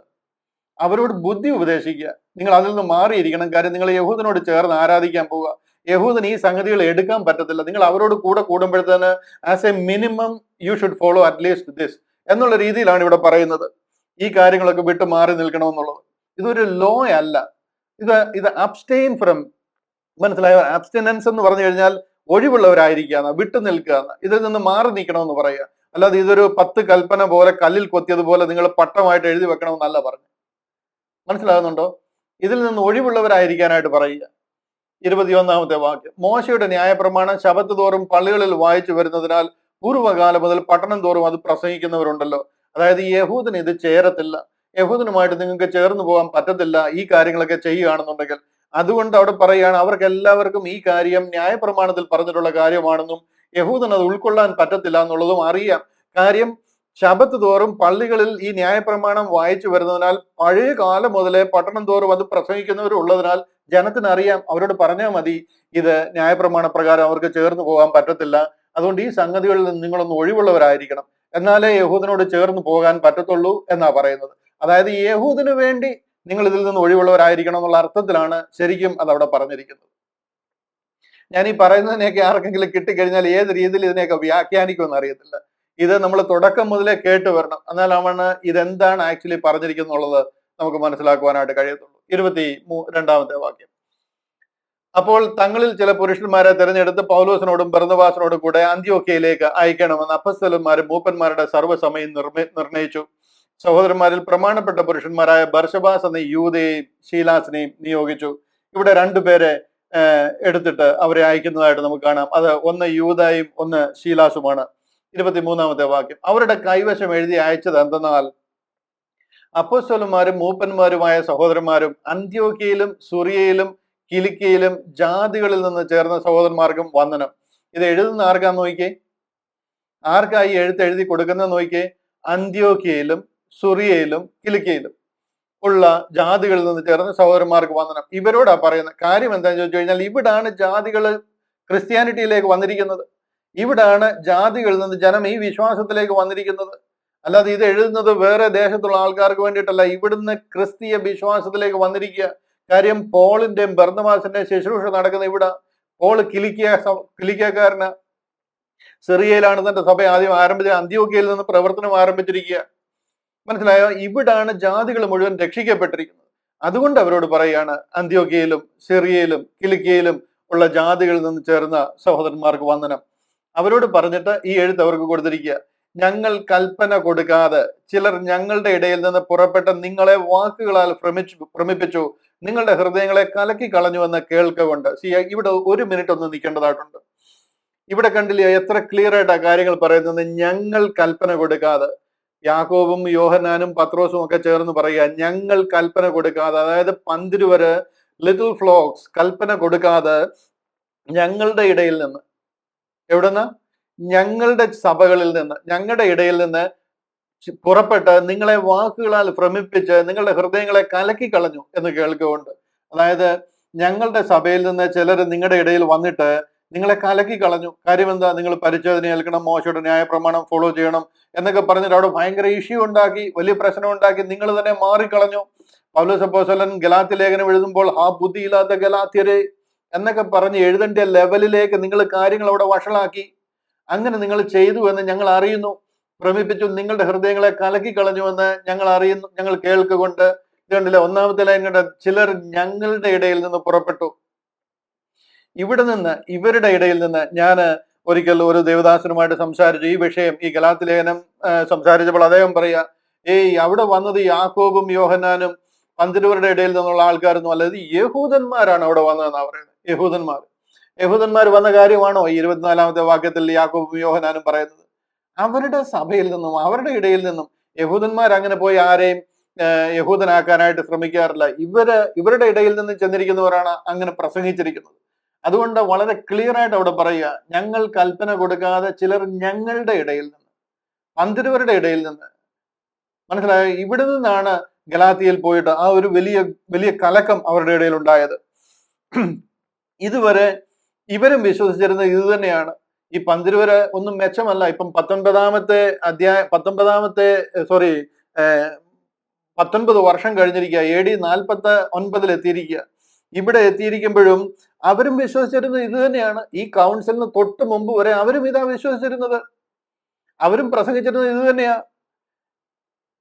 അവർ പഠിപ്പിച്ചിരുന്നത് പോൾ പഠിപ്പിച്ചതുമായിട്ട് ചേർന്ന് വരുന്നതല്ല. അതുകൊണ്ടാണ് ഈ ജെറുസലേം കൗൺസിൽ പോൾ അവരോട് പറഞ്ഞ് എടുത്തു കാണിച്ച് ആ വിഷയത്തിനൊരു തീരുമാനം ഉണ്ടാക്കിയിരിക്കുക. ഇവര് 12 അപ്പോസ്തലന്മാരാണെങ്കിലും കൃപയാൽ ദൈവം പൗലോസ് അപ്പോസ്തലൻ കൂടെ തുറന്നിരിക്കുന്ന ആ ഒരു സ്വർഗീയ പദ്ധതിയെ ഇവർക്ക് അറിയത്തില്ല. അവരെ കുറ്റം പറയുകയല്ല. കാര്യം എന്താണെന്ന് ചോദിച്ചു കഴിഞ്ഞാൽ അവരുടെ വിളിയല്ല അത്, അവരുടെ തിരഞ്ഞെടുപ്പല്ല, അവരെ ഏൽപ്പിച്ചിരിക്കുന്ന ഒരു ഉത്തരവാദിത്തമല്ല. അതുകൊണ്ട് തന്നെ അവർക്ക് അതിനെക്കുറിച്ച് അറിയത്തില്ല. എന്നാൽ പോളിനെ വിളിച്ചിരിക്കുന്നത് ഈ വിഷയത്തിന് വേണ്ടിയിട്ട്, ജാതികളുടെ ഉദ്ധാരണത്തിന് വേണ്ടി ദൈവം സ്വർഗത്തിൽ നിന്നും കൽപ്പിച്ചാക്കിയിരിക്കുന്ന അപ്പോസ്തലനാ പോൾ. അതുകൊണ്ട് തന്നെ അവരുടെ ഉദ്ധാരണ പദ്ധതി എന്താണെന്ന് ദൈവം പോളിന് കാണിച്ചു കൊടുത്തിരിക്കുക. അത് ഈ കൗൺസിൽ കൂടുന്നത് വരെ അവർക്ക് അറിയത്തില്ല. ഇവിടെ കൗൺസിൽ കൂടി അങ്ങോട്ടും ഇങ്ങോട്ടും വളരെ ആർഗ്യുമെന്റ്, വളരെ വാഗ്വാദം ഉണ്ടായതിനു ശേഷം ഫൈനലി പത്രോസ് എഴുന്നേറ്റ് നിന്ന് അവരെ കൺവിൻസ് ചെയ്യാൻ ശ്രമിക്കുക. അതിന്റെ അവസാനം തീർപ്പ് കൽപ്പിക്കുന്നവർ യാക്കോബ് അപ്പോസ്തലൻ ഒരു തീർപ്പ് കൽപ്പിച്ചിരിക്കുക. അതും ആമോസിന്റെയും യെശയ്യാവിന്റെയും ഒക്കെ പ്രവചനങ്ങളിലെ കാര്യങ്ങൾ ഓർത്തെടുത്തിട്ട് അതിനൊരു തീർപ്പ് പറഞ്ഞിരിക്കുക. ഹല്ലേലൂയ. ഇതിന്റെ എല്ലാം അർത്ഥം പൗലോസ് അപ്പോസ്തലൻ പഠിപ്പിച്ചതും 12 അപ്പോസ്തലന്മാർ മനസ്സിലാക്കിയിരുന്നതും തമ്മിൽ ഒത്തിരി വ്യത്യാസമുണ്ട് ഈ കാര്യങ്ങൾക്ക്. എന്നാൽ അതിന് ഇവിടെ അവസാനമായിട്ട് ഒരു തീർപ്പ് കൽപ്പിച്ചിരിക്കുക. ഗലാത്യ ലേഖനം 2-ാം അധ്യായം 9-ാം വാക്യം കൂടെ വായിച്ച് ഞാൻ ഇന്നത്തെ ക്ലാസ് അവസാനിപ്പിക്കാനായിട്ട് പോവുകയാണ്. അതിന്റെ തീർപ്പ് ഇങ്ങനെയായിരുന്നു. ഇവിടെ ഗലാത്യ ലേഖനം 2-ാം അധ്യായം അതിന്റെ 9-ാം വാക്യത്തിലെ തീർപ്പ് ഇങ്ങനെയായിരുന്നു. 8-ാം വാക്യത്തിൽ ഇങ്ങനെയാണ് പറയുന്നത്, പത്രോസിന് പരിച്ഛേദനക്കാരുടെ ഇടയിലെ സുവിശേഷം എന്ന പോലെ എനിക്ക് അഗ്രചർമ്മക്കാരുടെ ഇടയിലെ സുവിശേഷം. ഈ ഘോഷണം ആക്ച്വലി അവിടെ ആവശ്യമുള്ളതല്ല, ആരാണ്ടര ഒരു ഐഡിയയിൽ ചേർത്തിരിക്കുന്നതാണ്. ഇത് ട്രാൻസ്ലേറ്റ് ചെയ്തിരിക്കുന്ന ആളുടെ ഐഡിയ ആണ്. ആ ഘോഷണം തൽക്കാലം ഞാൻ അങ്ങ് മാറ്റുക, അത് ബൈബിളിലുള്ള കാര്യമല്ല. പരിച്ഛേദനക്കാരുടെ ഇടയിലെ സുവിശേഷം എന്ന പോലെ എനിക്ക് അഗ്രചർമ്മക്കാരുടെ ഇടയിലെ സുവിശേഷം ഭരമേൽപ്പിച്ചിരിക്കുന്നു എന്ന് കണ്ട് എനിക്ക് ലഭിച്ച കൃപ അറിഞ്ഞും കൊണ്ട്, കണ്ടോ, ഈ ജെറുസലേം കൗൺസിലിന്റെ ഫൈനൽ റിസൾട്ട് എനിക്ക് ലഭിച്ചിരിക്കുന്ന കൃപ അറിഞ്ഞും കൊണ്ട് തൂണുകളായി എണ്ണപ്പെട്ടിരുന്ന യാക്കോബും കേഫാവും യോഹന്നാനും, അതായത് അവരുടെ ചെയർമാനായിട്ടിരിക്കുന്ന യാക്കോബും അവരുടെ മെയിൻ അപ്പോസ്തലന്മാരായിട്ടിരിക്കുന്ന തൂണുകൾ, മെയിൻ പില്ലേഴ്സ് എന്നറിയപ്പെടുന്ന പത്രോസും യാക്കോബും യോഹന്നാനും ചേർന്ന് ജാതികളുടെ ഇടയിലും ഞങ്ങൾ ജാതികളുടെ ഇടയിലും അവർ പരിച്ഛേദനക്കാരുടെ ഇടയിലും സുവിശേഷം അറിയിപ്പാൻ തക്കവണ്ണം എനിക്കും ബർന്നബാസിനും കൂട്ടായ്മയുടെ വലങ്കരം തന്നു. അങ്ങനെ ഈ ജെറുസലേം കൗൺസിലിന് ഇവിടെ ഒരു തീർപ്പ് കൽപ്പിക്കുക. ഈ കൽപ്പിച്ചിരിക്കുന്ന തീർപ്പ് ഇവരറിയിക്കണം. എവിടെ അറിയിക്കണം? ലോകം മുഴുവനൊന്നും അറിയിക്കേണ്ട ആവശ്യമില്ല. കാര്യം ലോകം മുഴുവനൊന്നും ഈ അറിഞ്ഞിട്ടില്ല. ഇത് അറിഞ്ഞിരിക്കുന്നത് സിറിയയിലും അന്ത്യോക്യയിലും കിലിക്കിയയിലുമാണ്. അവിടെ അറിയിക്കാനായിട്ട് ലെറ്റർ കൊടുത്തു വിടുക. അതാണ് ഇവിടെ നടന്നിരിക്കുന്നത്. 24-ാമത്തെ വാക്യത്തിൽ കൂടെ വായിച്ച് നമ്മൾ അവിടെ തൽക്കാലം നിർത്തുകയാണ്. 25 മുതൽ അവസാനം വരെയുള്ള ഭാഗങ്ങൾ തുടർമാനമായിട്ട് ചിന്തിച്ച് ആക്ച്വലി ഈ 15-ാമത്തെ അധ്യായത്തിൽ എന്താണ് ഇതിന്റെ ഇതിവൃത്തം, ഇതിലൂടെ എന്താണ് ചരിത്രപരമായിട്ട് ക്രിസ്ത്യാനിറ്റിയിൽ നടന്നിരുന്നത് എന്ന് നമ്മൾ മനസ്സിലാക്കുമ്പോൾ ഒരു വലിയ ഒരു വലിയ മൂടൽ മഞ്ഞ് മാറിപ്പോകുന്നത് പോലെ. ഈ വണ്ടി ഓടിക്കുമ്പോഴത്തന്നെ രാവിലെയൊക്കെ ചിലപ്പം കാറിന്റെ വിൻഷീൽഡ് ഇങ്ങനെ മഞ്ഞടിച്ച് നമുക്ക് മുന്നിലുള്ള ഒന്നും കാണാതെ കിടക്കുമല്ലോ എന്ന് പറഞ്ഞതുപോലെ, അതിൽ AC ഒന്ന് ഓൺ ചെയ്ത് അകമൊന്ന് തണുത്ത് കഴിയുമ്പോഴത്തേന് ആ വിൻഷീൽഡിലെ മഞ്ഞ് മാറുന്നത് പോലെ ഈ കാര്യങ്ങൾക്ക് ഒരു ക്ലാരിറ്റി ഉണ്ടാകുക. ഈ 15-ാം അധ്യായം അതിന് നിങ്ങളെ സഹായിക്കട്ടെ. നമ്മൾ ഈ ചിന്തിക്കുന്ന ഈ വിഷയങ്ങൾ വളരെ കൃത്യമായിട്ട് ആ വിഷയങ്ങളിലേക്കും കർത്താവ് കൃപയാൽ നമുക്ക് തുറന്നിരിക്കുന്ന ആ രക്ഷാ പദ്ധതിയിലേക്കും വിരൽ ചൂണ്ടുക. അത് നമുക്ക് അനുഭവിപ്പാൻ, ആ വിശ്വാസത്താൽ രക്ഷ നേടുവാൻ ദൈവം നിങ്ങളെല്ലാവരെയും സഹായിക്കട്ടെ എന്ന് ഒരിക്കൽ കൂടി പ്രാർത്ഥിക്കുകയും പ്രബോധിപ്പിക്കുകയും ചെയ്തുകൊണ്ട് വാക്കുകൾക്ക് വിരാമം കുറിക്കുന്നു. ദൈവം നമ്മളെ ധാരാളമായിട്ട് സഹായിക്കുന്നു.